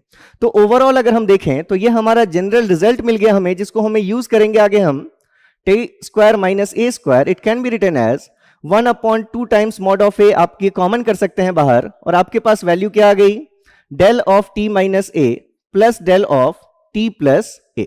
तो ये आपका एक इंपॉर्टेंट रिजल्ट है, इसको आप ध्यान रखेंगे। अब अभी हमने सिर्फ ये इंपल्स फंक्शन, अभी हमने इसको डिफाइन किया। अब अगर इस इंपल्स फंक्शन के साथ किसी फंक्शन का प्रोडक्ट आ जाए तो फिर से हम वही प्रॉपर्टी यूज करेंगे जैसे हम x of t into del t के लिए प्रॉपर्टी यूज करते थे। वैसे ही अब यहां पर एक इंपल्स अपने आप में दो इंपल्सेस का कॉम्बिनेशन होगा, तो इन दोनों के साथ हमें प्रोडक्ट लेना पड़ेगा अपने उस फंक्शन का जिसको हम इसमें मल्टीप्लाई कर रहे हैं। तो एक बार आप इसको नोट डाउन कर लीजिए, फिर हम आगे देखते हैं। सर ज्यादातर इंपल्स रिस्पॉन्स ही क्यों लेते हैं, क्योंकि हम अभी बात करेंगे कन्वोल्यूशन के टाइम में। अभी हमने थोड़ी देर पहले भी ये कहा कि सिर्फ इंपल्स ही ऐसा फंक्शन है जिस इंपल्स के टर्म्स में आप किसी भी फंक्शन को रिप्रेजेंट कर सकते हैं। तो इसलिए अगर आपने इंपल्स रिस्पॉन्स फाइंड कर लिया किसी सिस्टम का और किसी भी फंक्शन को आप अगर इंपल्स के टर्म्स में रिप्रेजेंट कर सकते हैं, तो इसका मतलब आपको अगर इंपल्स रिस्पॉन्स सिस्टम का पता है तो दुनिया में जितने भी सिस्टम सिग्नल्स एग्जिस्ट करते हैं उन सभी सिग्नल्स के लिए आप रिस्पॉन्स फाइंड कर सकते हैं। इसलिए आप सबसे ज्यादा बात करते हैं किसकी, इंपल्स रिस्पॉन्स की। ठीक है, तो इतनी चीज क्लियर हो रही है। Isha sir can you please explain just fifth property definition. Okay, ये जो फिफ्थ प्रॉपर्टी हमने लिखी है, हम ये बात कर रहे हैं कि नॉर्मली अभी तक जो हमने इंपल्स फंक्शंस लिए हैं वो सिर्फ t की एक ही वैल्यू पर उसके ब्रैकेट की चीज जीरो हो रही थी। अब अगर यहां मल्टीपल रूट्स लाई करें, अगर इंपल्स के अंदर आपने अगर लिखा डेल ऑफ gt और अगर इस gt के मोर देन वन रूट्स लाई कर रहे हैं, तो उस केस में आप इसको कैसे, इस फंक्शन को आप डिफाइन करते हैं, इसकी वैल्यू जीरो होगी ऑब्वियसली अगर ये फंक्शन कहीं भी जीरो नहीं हो रहा। ठीक है, जीटी अगर कहीं भी जीरो नहीं हो रहा तो डेल ऑफ जीटी क्या होगा, जीरो होगा। लेकिन अगर डेल ऑफ जीटी एक से ज्यादा जगहों पर जीरो हो रहा है तो उन सारे रूट्स पर आपको डेल टी फंक्शन की वैल्यू देखनी पड़ेगी। मतलब इस डेल ऑफ जीटी को तब हम लिखेंगे del of T minus t i, मतलब एक इंपल्स जो पहले रूट पर एग्जिस्ट कर रहा है डिवाइडेड बाई इस जीटी का डिफरेंशिएशन, और उस डिफरेंशिएशन की वैल्यू भी हमें कहां लेनी है, जो फर्स्ट रूट आपको मिला इस जीटी का उन जगहों पर। ऐसे हमारे पास जितने भी रूट्स हैं उन सभी के लिए आप इसका सम लेंगे। अगर आप इसको समेशन को ओपन करते तो आपको इस फॉर्म में ये चीज मिलती, del of T minus t one, del of T minus t two, नीचे क्या होता है del dash of g dash of t one, g dash of t two, इन सब का मैग्नीट्यूड। तो हमने इसी से रिलेटेड एक क्वेश्चन ले लिया जहां पर हम इसको जीटी कह सकते हैं क्योंकि ये एक से ज्यादा जगहों पर जीरो हो रहा है ये फंक्शन। हमने देखा कहां कहां जीरो हो रहा है, दो रूट्स क्या क्या मिले, टी वन टी टू, उसके अकॉर्डिंग हमने बस इस फॉर्मूले पे अरेंज कर लिया। ठीक है, ओके, लास्ट वाला कॉन्सेप्ट कब यूज होगा, जब इंपल्स के ब्रैकेट में एक से ज्यादा हमारे इंपल्सेस होंगे। फिजिकल मीनिंग ऑफ इंपल्स क्या है सर, इनफाइनाइट एम्पलीट्यूड सिग्नल होती है क्या। देखिए अगर आप जानना चाहते हैं तो मैं थोड़ा सा डिस्कशन कर लेता हूं यहां पर। फिजिकल अगर आप देखें थ्योरेटिकली तो आप बहुत से तरीकों से आप इसको कर सकते हैं, फिजिकली ऐसा नहीं होगा। मतलब प्रैक्टिकली आप जो लेते हैं आप आइडियलाइजेशन लेते हैं, मतलब जो वैल्यू आप कह रहे हैं कि एक बार इधर कैमरा ऐसे कर दीजिए कि यहां तक आ जाए, थोड़ा सा दिख रहा है, वहां भी दिख रहा है। तो देखिए जैसे अगर आपने अभी जब इंपल्स फंक्शन को लेना शुरू किया तो आपने उसको स्टेप फंक्शन से रिलेट किया कि अगर कोई चीज बहुत जल्दी चेंज होकर अपनी वैल्यू को 0 से 1 कर ले। ठीक है, आपने कहा कि ये अगर सपोज हमने कहा कि ये a है वैल्यू, तो आपने आइडियलाइज कंडीशन ले ली कि इस फंक्शन का डिफरेंशिएशन आपको एक ऐसा रेक्टेंगल देता है जिसके लिए एरिया 1 है, ये चीज हमने देख ली। तो हमने इस पल्स को आइडियलाइज कर लिया कि अगर ये जो विड्थ है अगर ये नेग्लिजिबली स्मॉल हो जाए, इतनी स्मॉल हो जाए जिसको हम नेग्लेक्ट कर सकें, तो फिर उसके डिफरेंशिएशन को ही हमने इंपल्स के टर्म्स में रिप्रेजेंट कर दिया। ठीक है, इसको थ्योरेटिकली आप कैसे समझ सकते हैं, एक मोमेंट में एग्जिस्ट करने वाला फोर्स अगर इनफाइनाइट हो जाए, मतलब आप ऐसे समझिए, आप अगर कहीं मोमेंटरली कोई ऐसा एक्शन ले रहे हैं जो एक इनफाइनाइट फोर्स को आपको कहने के लिए कह सकते हैं आप कि हमने इनफाइनाइट फोर्स लगा दिया। जैसे हमने एग्जांपल पीडी कोर्स वालों ने अगर देखा होगा तो वहां पर मैंने एग्जांपल दिया था कि अगर आप बॉल को किक करते हैं, आप अगर दो लोग खड़े होकर के फुटबॉल खेल रहे हैं, अगर सपोज अभी हमारे ये एक पर्सन है ए और ये एक पर्सन है बी, ठीक है, ये दो पर्सन क्या कर रहे हैं, बॉल खेल रहे हैं। अब अगर इसने बॉल को किक किया, इसने अगर बॉल को किक किया तो ये बॉल इस डायरेक्शन में मूव कर रही है, इसकी कुछ एक पर्टिकुलर वेलोसिटी होगी, इस वेलोसिटी से ये मूव कर रहे हैं। तो अगर हम देखें ये पर्सन से बॉल जैसे ही इस पर्सन तक पहुंचेगी, इस पर्सन ने अगर डायरेक्टली उसको अपोजिट डायरेक्शन में किक कर दिया, अगर मान लीजिए कि मैं और आप बिल्कुल सामने खड़े हैं, मैंने किक किया और आपने भी वापस रिवर्स किक अगर किया उसको, तो इस बॉल की कुछ भी वेलोसिटी होगी। सपोज हमने कहा ये 20 मीटर पर सेकंड के वेलोसिटी से इसने किक किया था। जब इसके पास बॉल आई तो ये जब किक करेगा तो क्या उस टाइम में ये बॉल को अपने पास रखेगा, कुछ देर नहीं रखेगा। जब आप पॉइंट ऑफ कांटेक्ट देखते हैं तो पॉइंट ऑफ कांटेक्ट बॉल के साथ आपका किक का कितनी देर का होता है, फ्रैक्शन ऑफ सेकंड्स का, जिसको आप नेग्लेक्ट कर सकते हैं। लेकिन उतनी देर में क्या क्या चीज हो गई, अब बॉल की जो वेलोसिटी थी वो जस्ट रिवर्स हो गई। मतलब अगर आप मान लें कि इस डायरेक्शन में अगर हम कहें कि 15 मीटर पर सेकंड के स्पीड से अब बॉल आ रही है, तो इसका मतलब अगर हम देखें तो चेंज इन वेलोसिटी आई, यहां पर कितनी वेलोसिटी चेंज हो गई, पहले ये 20 मीटर पर सेकंड से इधर था और ये अब 15 मीटर पर सेकंड से अपोजिट डायरेक्शन में आ रहा है। तो आप जब फोर्स को डिफाइन करते हैं तो force is what, mass F equals to m into a, Newton's law, second law, F equals to ma। तो अगर आप ये एक्सेलरेशन देखें तो एक्सेलरेशन की वैल्यू क्या होती है, v minus you upon T, final value of velocity minus initial value of velocity divided by t। अगर हम देखें फाइनल वैल्यू, वेलोसिटी की फाइनल वैल्यू क्या मिल रही है हमें, किक के बाद 15 मीटर पर second minus initial value, velocity एक वेक्टर क्वांटिटी है, अगर पहले इस डायरेक्शन में वेलोसिटी और इस डायरेक्शन में वेलोसिटी, अगर आप इस डायरेक्शन की वेलोसिटी को पॉजिटिव ले रहे हैं 15, तो इस डायरेक्शन की वेलोसिटी को क्या लिखेंगे हम, माइनस लिखेंगे। मतलब ये चीज क्या आएगी, -20 आएगी, और डिवाइडेड बाय टाइम। अब ये जो टाइम आपने लिया है, क्या आपने अपने पास बॉल को कुछ देर रखा है, तो हमने बात की नहीं, हमने बॉल को अपने पास बिल्कुल भी नहीं रखा। मतलब ये जो टाइम है इसको हम डेल टी लिख सकते हैं, वेयर हम ये लिमिट ले सकते हैं, limit del t tends to what, 0। तो अगर डेल टी टेंड्स टू 0 है, अगर ये टाइम जिससे आप डिवाइड कर रहे हैं वो चीज अगर 0 है, तो अगर ये कुछ भी चेंज हो रहा है, अगर ये नेग्लिजिबल भी कुछ भी चेंज हो रहा है, 0 से डिवाइड करेंगे तो इस चीज को आप अप्रोक्सीमेटली क्या मान सकते हैं, इन्फिनिटी। मतलब जो एक्सेलरेशन आपको मिल रहा है वो एक्सेलरेशन इनफाइनाइट, और अगर एक्सेलरेशन इनफाइनाइट हो गया, मास अगर फाइनाइट है, तो आप कहेंगे आपने फोर्स कितना लगा दिया उस पे, इनफाइनाइट फोर्स आपने एक्सर्ट कर दिया। क्या प्रैक्टिकली ऐसा हुआ, क्या आपने बॉल जब मारा तो आपने इनफाइनाइट फोर्स लगाया, नहीं लगाया, लेकिन थियोरेटिकली हम देख रहे हैं कि उसको हम क्या कह सकते हैं कि हमने इनफाइनाइट फोर्स अप्लाई कर दिया। तो ऐसे फेनोमेना को जब हमें फिजिकली रिलेट करना होता है तो वहां पर हम यूज करते हैं अपने इंपल्स फंक्शन को। तो ये छोटी छोटी चीजें आप समझ रहे होंगे, यहां तक हमने देख लिया, सबको क्लियर है? तो बिल्कुल अब हम नेक्स्ट देखते हैं। ओके, तो अभी जो हमने डिस्कस किया कि f of t square minus a square, इस फंक्शन को हम रिप्रेजेंट कर सकते हैं, जनरल हमने देख लिया कि इसको हम लिख सकते हैं 1/2 times mod of a del of T minus a plus del of T plus a. देखिए हमने अभी जो फंक्शन लिया जी टी, अगर उसमें सिर्फ दो ही रूट्स है, जैसे अभी किसी ने लिखा था कि हायर ऑर्डर डेरिवेटिव के लिए कैसे करेंगे, सपोज हम कहें कि हमारे पास एक फंक्शन है डेल ऑफ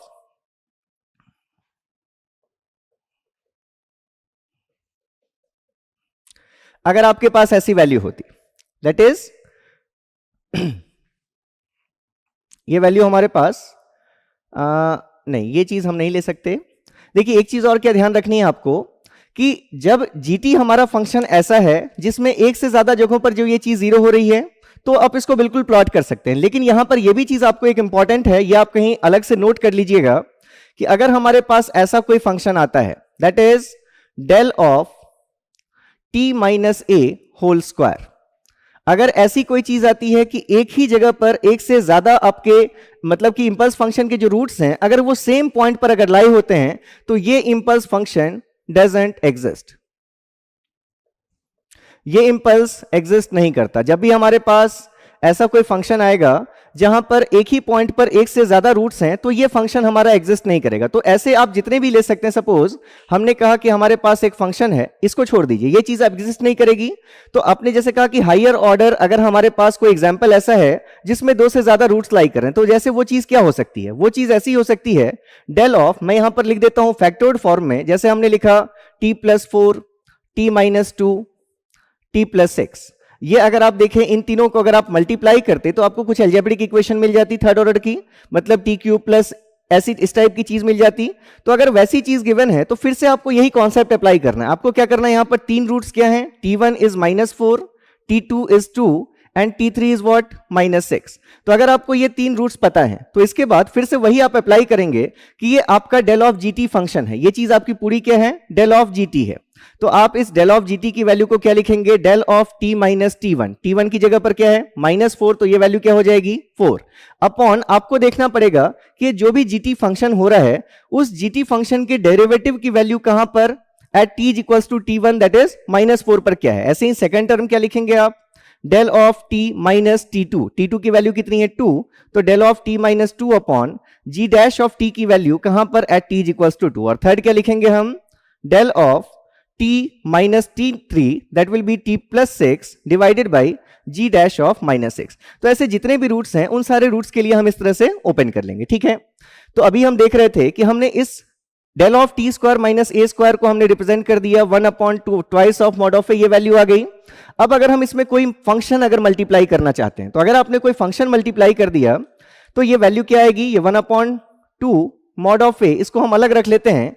इस x ऑफ टी को हम बारी बारी से दोनों के साथ मल्टीप्लाई कर सकते हैं। अगर लेफ्ट हैंड साइड में हमने xt मल्टीप्लाई किया, राइट हैंड साइड में भी हम xt मल्टीप्लाई करेंगे। डिस्ट्रीब्यूट कर लिया उस xt को हमने दो टर्म्स में, एक बार हमने लिखा x of t into del of T minus a, और एक बार हमने लिखा x of t into del of T plus a. और अब यहां पर हम यूज कर लेंगे अपनी प्रोडक्ट प्रॉपर्टी। तो यहां से हमारे पास क्या रिजल्ट आ रहा है, देखिए 1/2 mod of a into x of t into del of T minus a क्या देगा आपको, ये तो इंपल्स रहेगा ही del of T plus t minus a. यहां पर क्या वैल्यू हो जाएगी, इस फंक्शन की वैल्यू जहां ये इंपल्स एग्जिस्ट कर रहा है, ये इंपल्स कहां एग्जिस्ट कर रहा है, t इक्वल्स टू ए पर, तो क्या वैल्यू मिलेगी आपको, x of a into del of T minus a, plus यहां से क्या वैल्यू मिलेगी आपको, del of T plus a है, मतलब ये माइनस ए पर एग्जिस्ट कर रहा है, तो x of minus a into del of T plus a. तो ये भी आपका एक स्टैंडर्ड रिजल्ट है कि x of t into del of t square minus a square, क्योंकि जब चीज पूछी नहीं गई है तो पहली बार ही जब पूछी जाएगी तो थर्ड ऑर्डर पे नहीं जाएगी चीज। पहली बार जब पूछेंगे तो वो आपको इस सेकंड ऑर्डर के लिए ही पूछेंगे, मतलब ऐसा ही इंपल्स देकर पूछेंगे गेट में जिसमें सिर्फ दो ही पॉइंट्स पर वैल्यूज होंगी।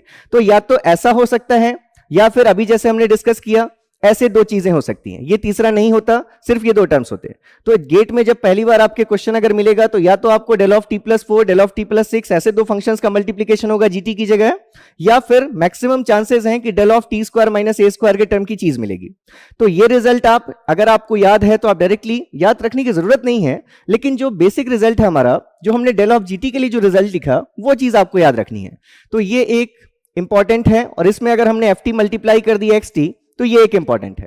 जो नेक्स्ट है हमारा, अगर हमने इसी रिजल्ट में इंटीग्रेशन ले लिया, अगर हमने इंटीग्रेशन ले लिया माइनस इन्फिनिटी टू इन्फिनिटी, अभी जो हमने फंक्शन लिखा है that is x of t into del of t square minus a square d t. देखिए अभी जब ये इंटीग्रेशन नहीं था तो हमारा रिजल्ट कैसा था, हमारा ये रिजल्ट था, इसी के नीचे लिख लेते हैं, कोई प्रॉब्लम नहीं है। यहीं पर अगर हम लिख लें कि अगर हमने इंटीग्रेशन ले लिया minus infinity to infinity x of t into del of t square minus a square d t, तो इस तरफ आपने इंटीग्रेट किया तो दूसरी तरफ भी इंटीग्रेट करेंगे। ये 1/2 मॉड ए तो कांस्टेंट है, इसको हम बाहर लिख सकते हैं। अब अगर बारी बारी से आप इंटीग्रेट करें इन दोनों फंक्शंस को, integration from minus infinity to infinity x of a del of T minus a d t, and then integration from minus infinity to infinity x of minus a into del of T plus a d t. तो हमें पता है कि ये जो हमने values लिखी हैं x ऑफ प्लस ए या x ऑफ माइनस ए, ये वैल्यूज कैसी हैं, हमारी कांस्टेंट वैल्यूज हैं और इनको हम इंटीग्रेशन के बाहर ले सकते हैं। और उसके बाद जो इंटीग्रेशन के अंदर आपका टर्म बचेगा वो सिर्फ डेल ऑफ टी माइनस ए या डेल ऑफ टी प्लस ए, जो क्या है, इंपल्स है, उसको इंटीग्रेट करेंगे तो वैल्यू क्या देगी, उस इंपल्स का एरिया, और एरिया कितना इंपल्सेस का 1।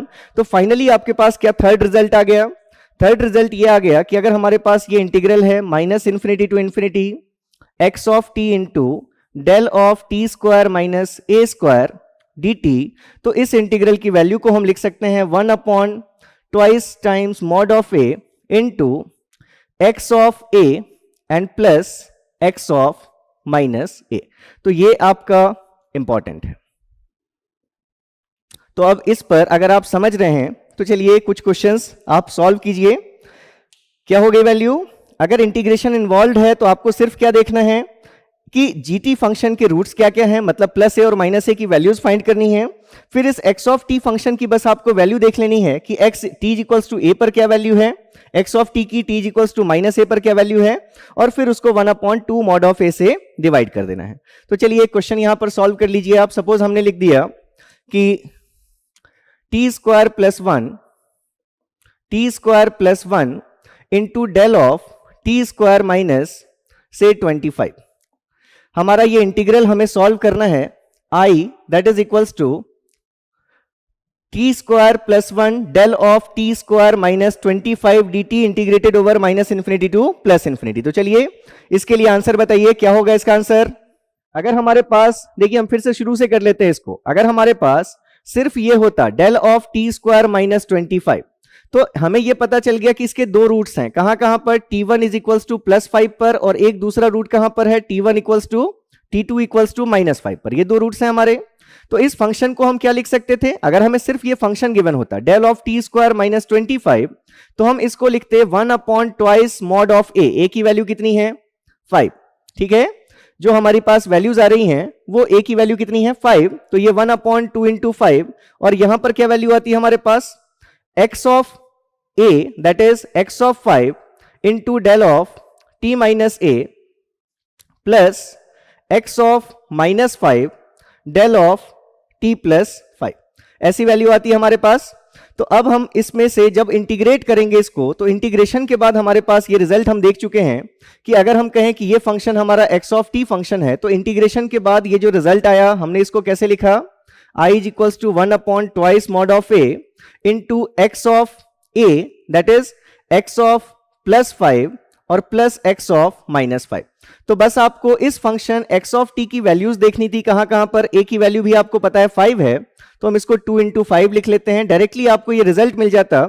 अगर आप इसकी वैल्यू फाइंड कर लेते तो ये जो आपका फंक्शन है x of t की वैल्यू अगर आप देखें, x of t फंक्शन जो कितना है t स्क्वायर प्लस 1, तो इस t स्क्वायर की फंक्शन के लिए अगर आप x of 5 देखेंगे तो भी 26, और x ऑफ माइनस 5 देखेंगे तो भी इसकी वैल्यू कितनी है 26, 25 प्लस 1 दैट इज 26।